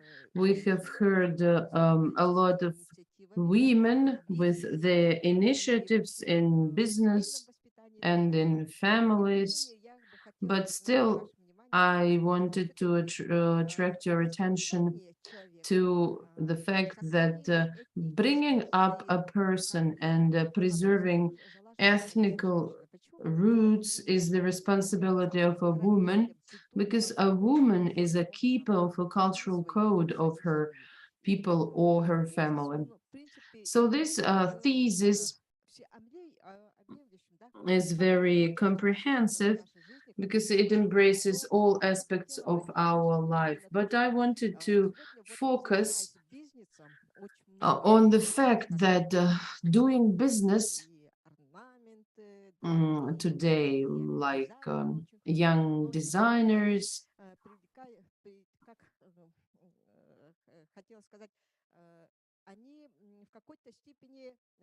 but to some extent they mix up the cultures of different peoples.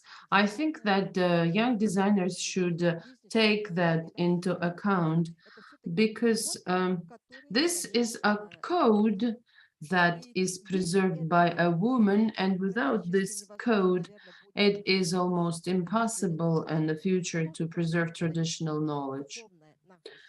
What we say is our spiritual power, our spirituality. It is instilled and it is passed on through a woman. So I want this knowledge and this ethnic code. We know very well a so-called national clothes. Almost everybody has some national clothes to wear at some national events. And back in March, the indigenous peoples of the North, under the initiative of People's Deputy Elena Golomareva, opened a lab of the clothes of the peoples of the North. And the goal of this lab is to preserve the canonic patterns of our national clothes, because now they keep mixing up different cultures and they lose this cultural code. When you go to Japan, you see kimono, you know that this is Japan. And nobody is trying to change these samples of clothes. And I think that the Northerners should have similar approach and attitude. And I think that our cultures will always intervene and influence each other. And talking about that,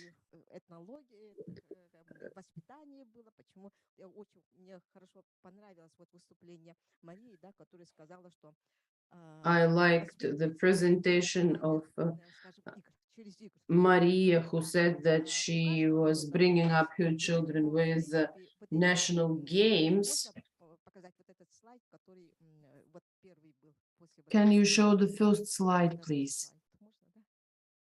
Or the second one?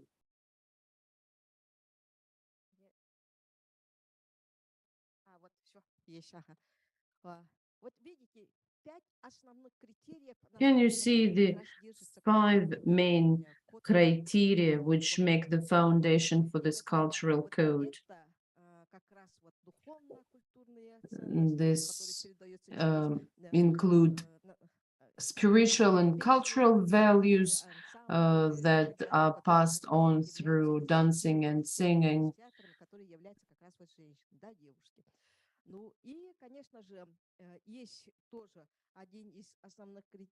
And another main criteria is traditional knowledge.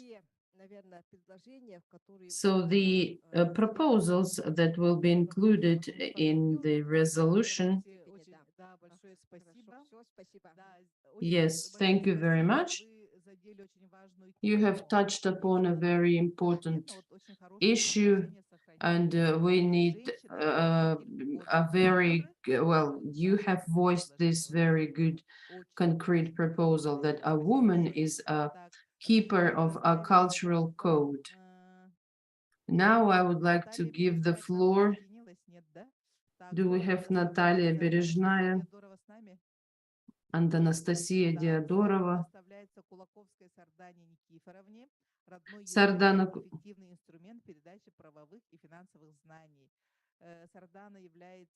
Now I would like to give the floor to Sardana. Please. Sandara Kulakovskaya, I'm sorry, and your proposals. My name is Sandara Kulakovskaya, and I'm a lawyer, an ethno-blogger, and language preservation activist.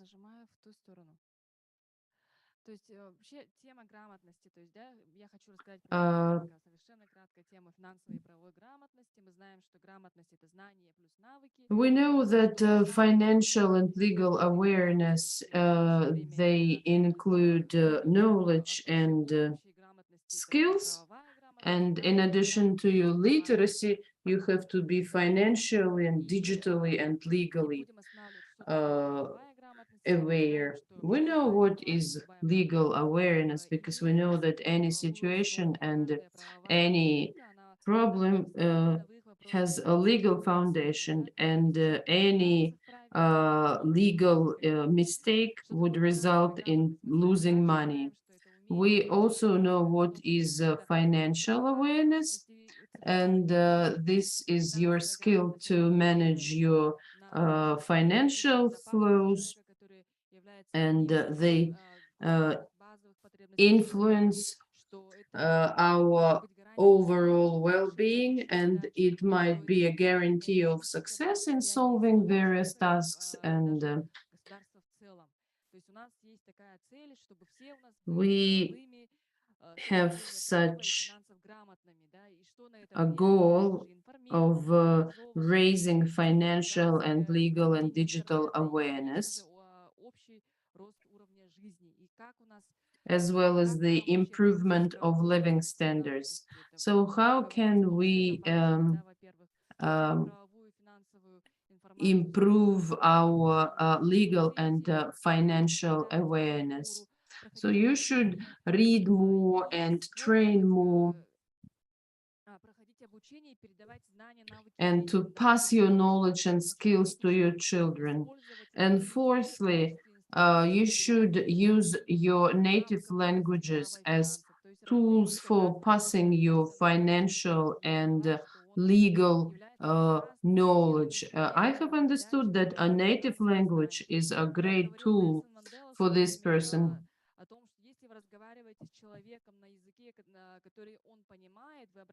If you are talking to a person in a language that he understands, you are talking to his mind. But if you are talking to him in a native language, you are talking to his heart. It was said by Mandela. ребенок в 1 год может усвоить все, что раньше приходилось на чужом языке долбить 3-4 года. То есть родной язык является прекрасным. So native language is a great tool, and I just want to note that during the UN declared decade of indigenous languages preservation, we are guided not only by some cultural factors. We have to understand that a native speaker has to get some benefits from mastering his or her native language, and understand that a native language could become a tool for getting knowledge and skills in various areas, in law, finance, IT, foreign languages. There are some courses that train children from Yakut language into English, and there are some courses of yoga in Yakut language, and it is perceived much easier.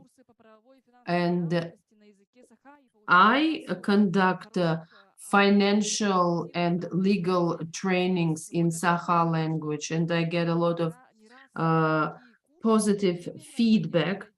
And people say that after being trained in their native language, they have perceived this information and language in a better way.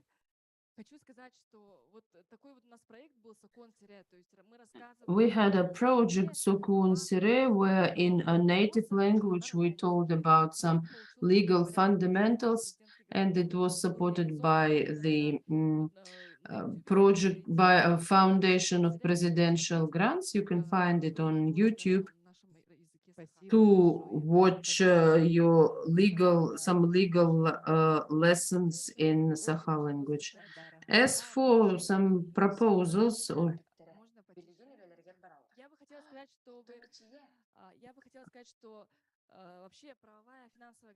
legal and financial awareness is required to a modern person, and we are improving in these areas. And I have to say that native languages can be an efficient tool for passing on some legal and financial knowledge, and I think that it will develop further, and I want the indigenous languages also to be involved in this project. You can organize different trainings and courses in indigenous languages as well. Thank you very much for your great presentation. Maybe we could have a designated roundtable on this topic, maybe in 2023. Now I would like to give the floor to Anna Fedorova, the head of a kindergarten. Пожалуйста, предложение по воспитанию наших детишек. Добрый день, Анжелика Егоровна. Я уложусь ровно в 2 минуты. Во-первых, я хочу поблагодарить.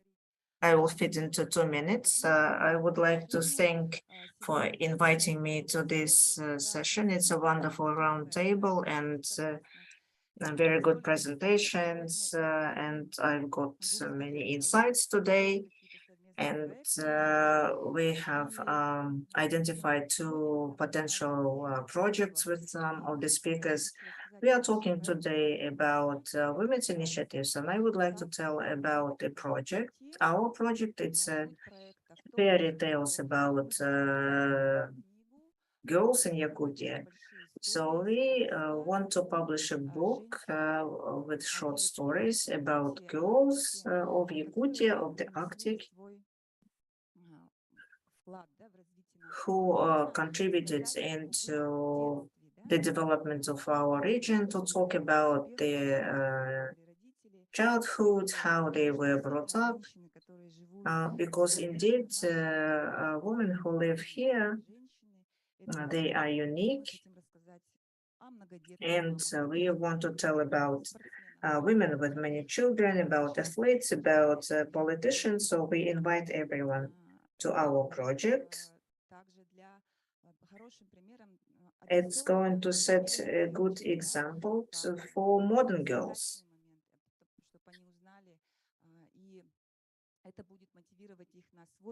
This will motivate them for success.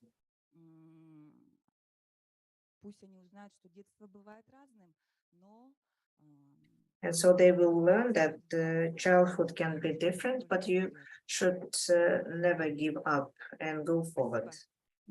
Thank you.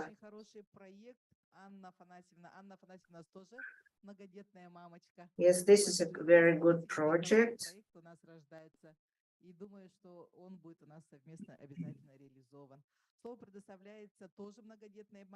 The floor goes to Nirguyana Everstova, representing the units of creative women of the Arctic.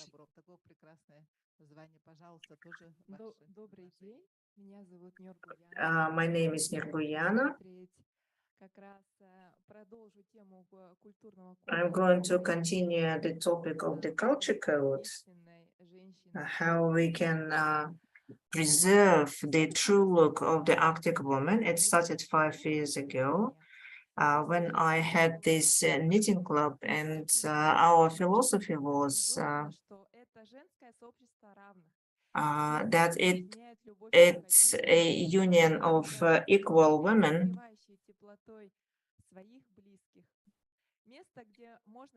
This is the place where you can share your emotions, and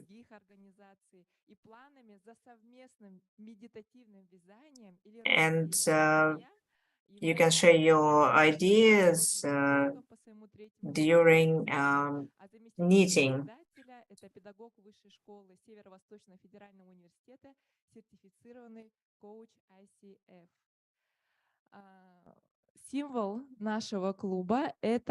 And the symbol of our club is the mammoth. Why? Because it inspired us, and it's a woolly mammoth, and so this is the warmth of the wool, which always warmed people. У нас вышла такая забавная история, то, что для музея истории моей России, который находится на Уткино, да, мы связали в рамках международного проекта Yarn-bombing, да, это визуальный творческий импрессионизм по благоустройству среды. И вот мы влились в этот международный проект. And we were a part of the international project. Ion power, and we knitted scarf 20.5 meters long.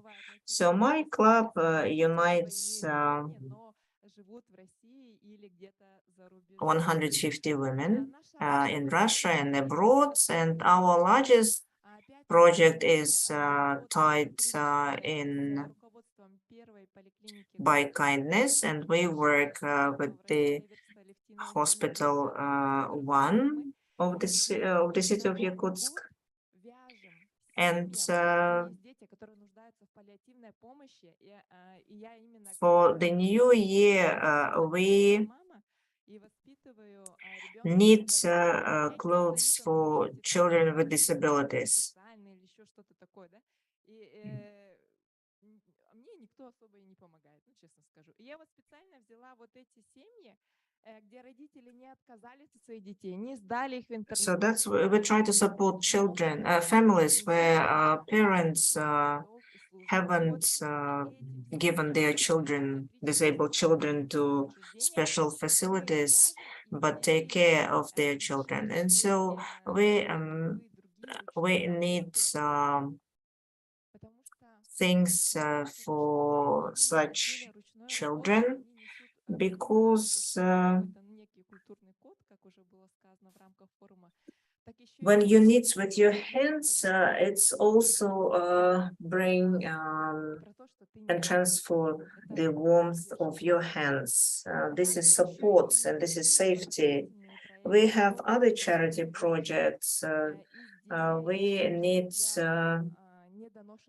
also for premature born babies, and we give it to the natal centers. We also conduct master classes for elderly people.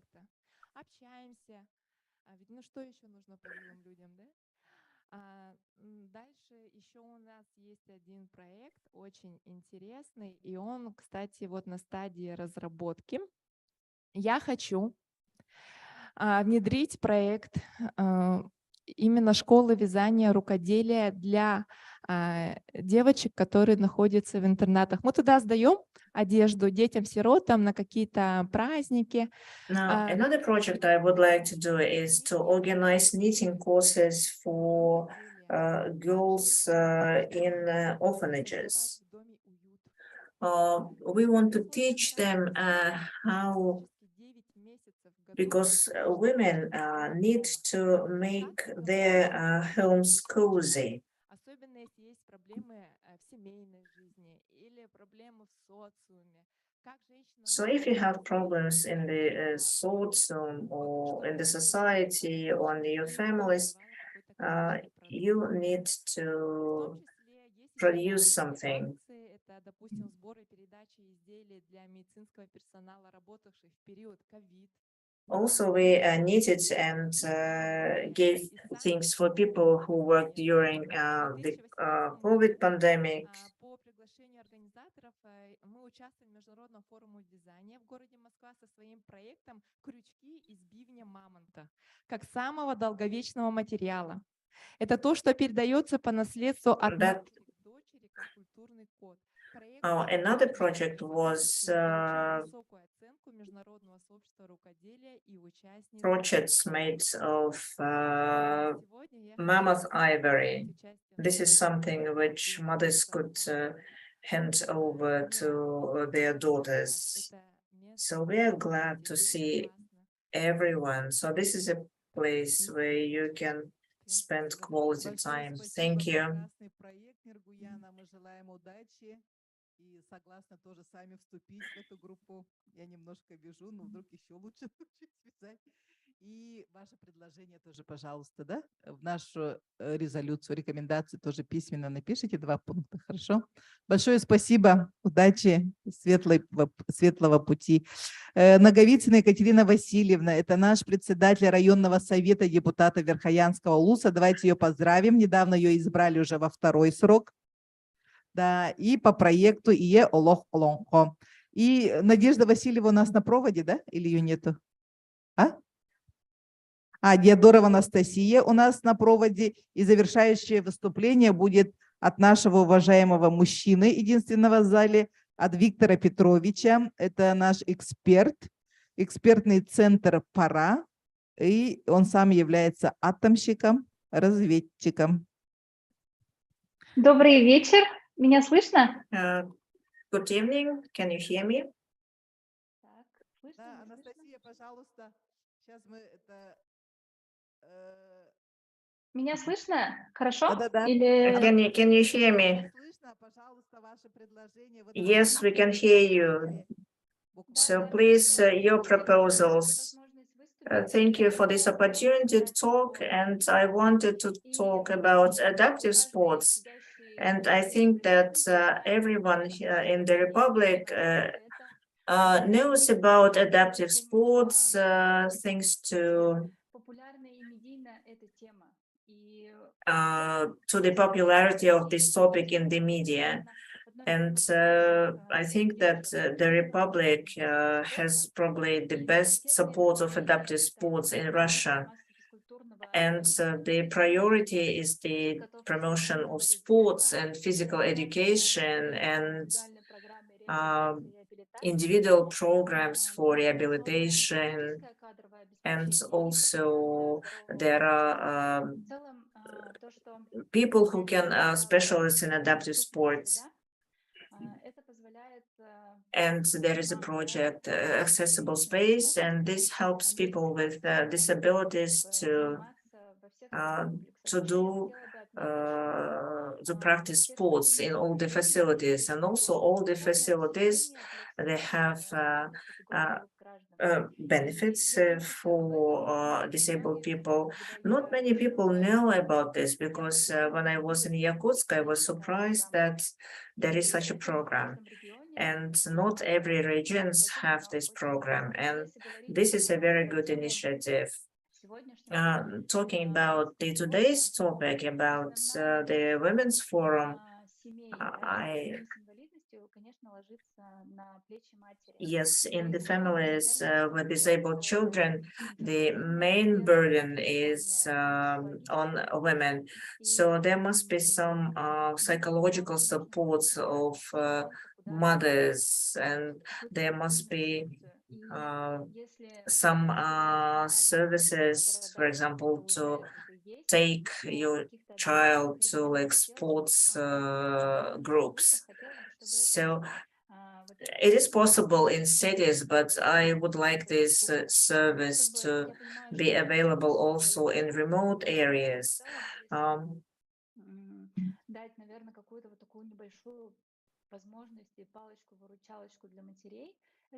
So if women with disabled children get some help, that would be very good, because mothers, all mothers care about their children, and sport is one of the opportunities for disabled children to socialize and to understand their potential. And sports help for people to reveal their talents, because I'm talking, judging from my own example, because that's why I'm here talking today, because of taking up sports.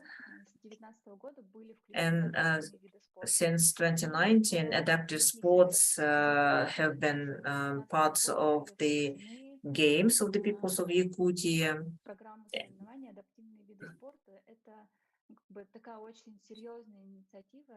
It's a very good initiative, and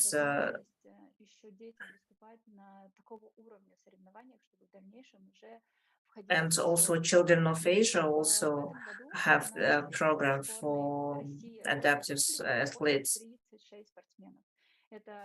And now 36 athletes are members of the all-Russian team. And also there are various forums and conventions held to promote this idea that people are different, and you can be active despite your physical disabilities. Thank you, Anastasia, for this very good presentation. And this is a very important topic, so we are waiting for your proposal on supporting adaptive sports, not only in Yakutia, but also in other regions. And you are a wonderful example for children who can go and take up sports. Anastasia is also a member of the Civil Chamber of the Republic. Please visit Yakutia more often and talk. Пожалуйста, это действительно настоящий человек, который представляет сегодня арктический наш районный Верхоянский район, который... Екатерина Наговицына, representing truly Arctic region, Verkhoyansk district. Good evening, dear participants of the round table. Friends, indeed, for people who come to Yakutsk on business trips, such meetings, such forums, and an opportunity to participate in events like this is like a breath of fresh air. It's the meeting new people, learning new ideas, and communicating with the most active women, and it gives you the understanding that you are not alone, that all active women of the Republic are with you, and you have this idea that the beauty is going to save the world and life is continuing and everything is going to be fine. In Verkhoyansk district, all the best ideas, the main projects are initiated by women. We have 17 municipalities in district, and all municipalities we have women's unions, we have Mothers of Russia, regional offices,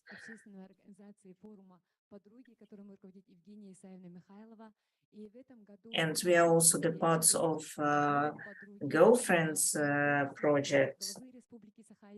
So we take part in the competition of grants from the head of the Republic, and we won 2 projects. The one is the Mother's School in the Arctic. Indeed, the life in the Arctic is very difficult, and pandemic, forest fires. This year we had floods, and so we need to survive every day. So when we stay alone with our problems, of course, the government of the Republic pays a lot of attention to our district.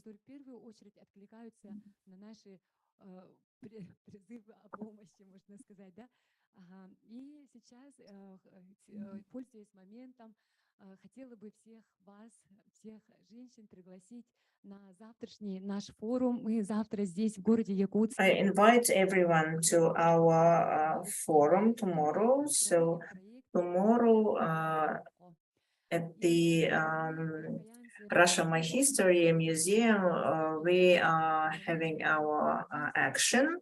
Наша исполнительница Олонхо Елонхо Сударья Андреевна Томская Чайка, благодаря ее исполнению Олонхо в Японии. And we want to worship Olonho narrator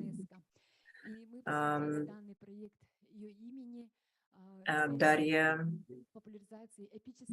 from who is our compatriot, Darya Tomskaya, and we will have 5 sections. One of them will be talking about the life of women Olonho tellers, also the female characters in the Olonho epic, and also we will be talking about Ivan Khudyakov, one of the Olonho researchers who described the Verkhoyansk region and who described the life of Verkhoyansk district in the 19th century, and also one of the session will be devoted to women scholars.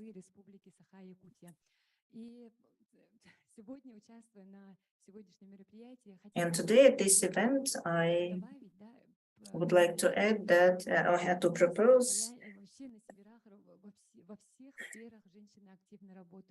women are very active in all spheres of life. Women work in coal industry, in nuclear industry. We have women who come to work at the meteorological stations, and women come from different parts of Russia, and we work under very difficult conditions. For example, this year, the entire town of Verkhoyansk was flooded.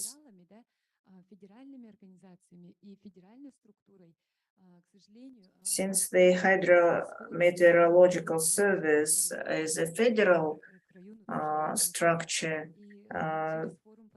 they were not compensated for their damage. So I would like to ask for the financial support of this station, and we need to support our women. So this is a very good proposal.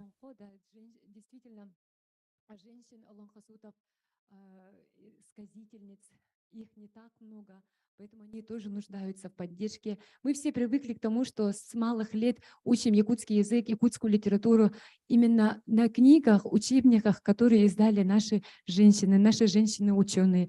И воспринимаем это так, как должно быть. И хотелось бы, чтобы... So we take for granted that we learn by books written by our female researchers, but this is very important. Описывается победа, чувство победы, именно ощущение того, что народ Саха оберегается высшими силами, да, жители Срединного мира, они соединены с Верхним миром и всегда побеждают. And victory and of the goods over the evil is the main idea of Fallen Hall, and the promotion of the epic heritage is very important in times like this. Thank you, Ekaterina, very much. And very good ideas. Yes, spirituality is very important in our times. Now I would like to give the floor to Viktor Petrovich from PARA Expert Center, who is very experienced in working in the Russian Arctic. This is a final presentation for today.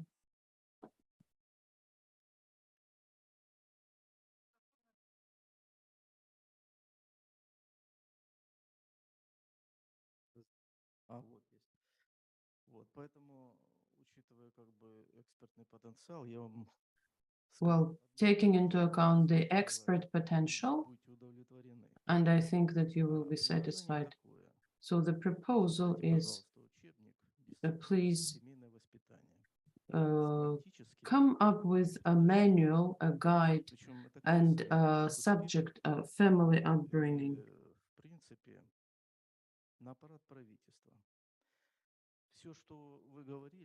Whatever you said would be satisfied, because you mentioned living standards, transport, education. I have spoken at 3 sections in nuclear power. I have worked in Rosatom, in India, in China, in Iran, and a floating nuclear station.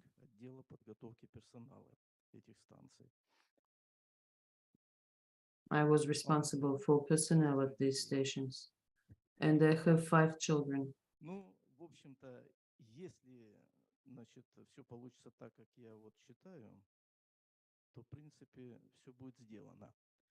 So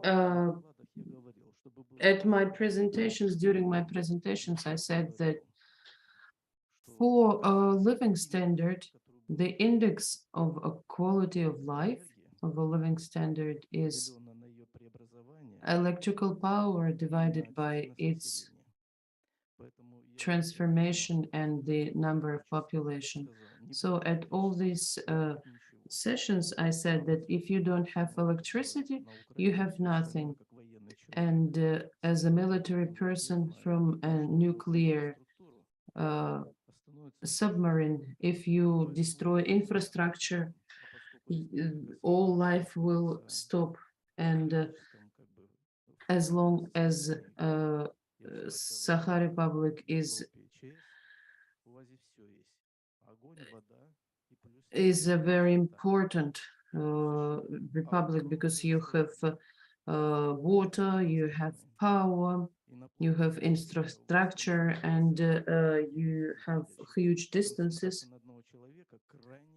and you have a very low population density, and you as women, the northern women,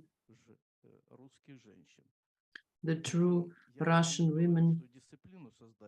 Why am I talking about making a subject? Because in megapolises and megacities, the criteria for living standard is absolutely different, and it is broken.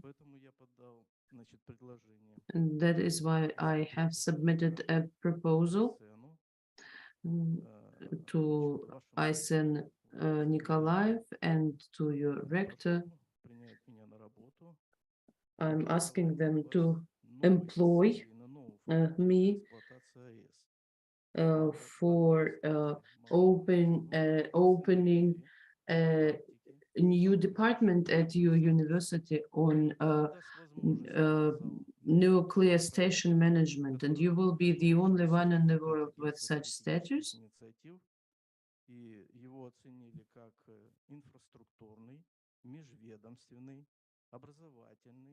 My project was evaluated as interdisciplinary, defense, social, etc. I have a certificate from the Agency of Strategic Initiatives.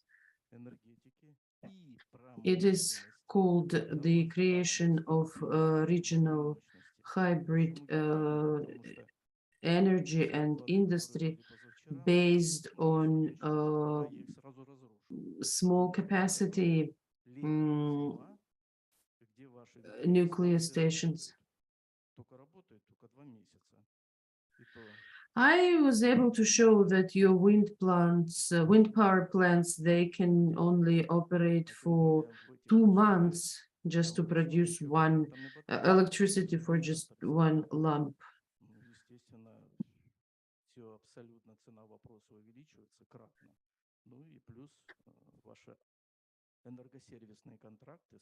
And your energy service contracts.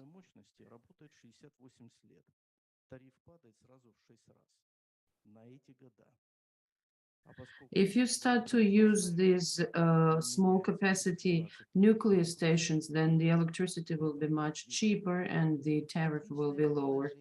I think that this is a great proposal.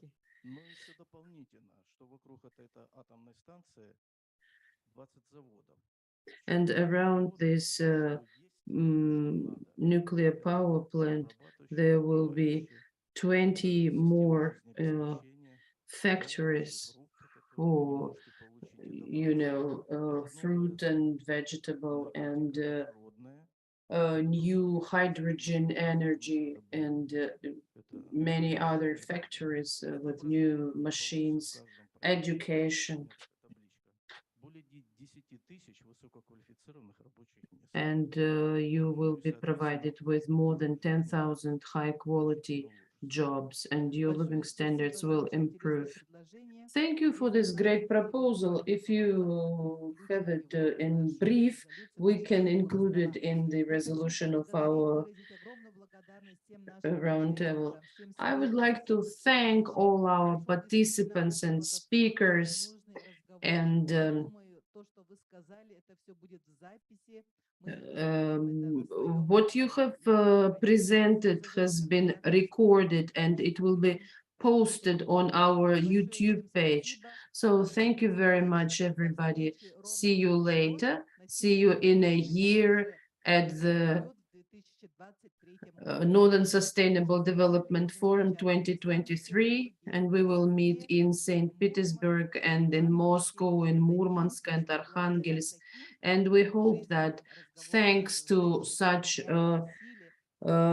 soft power of our women, it would be much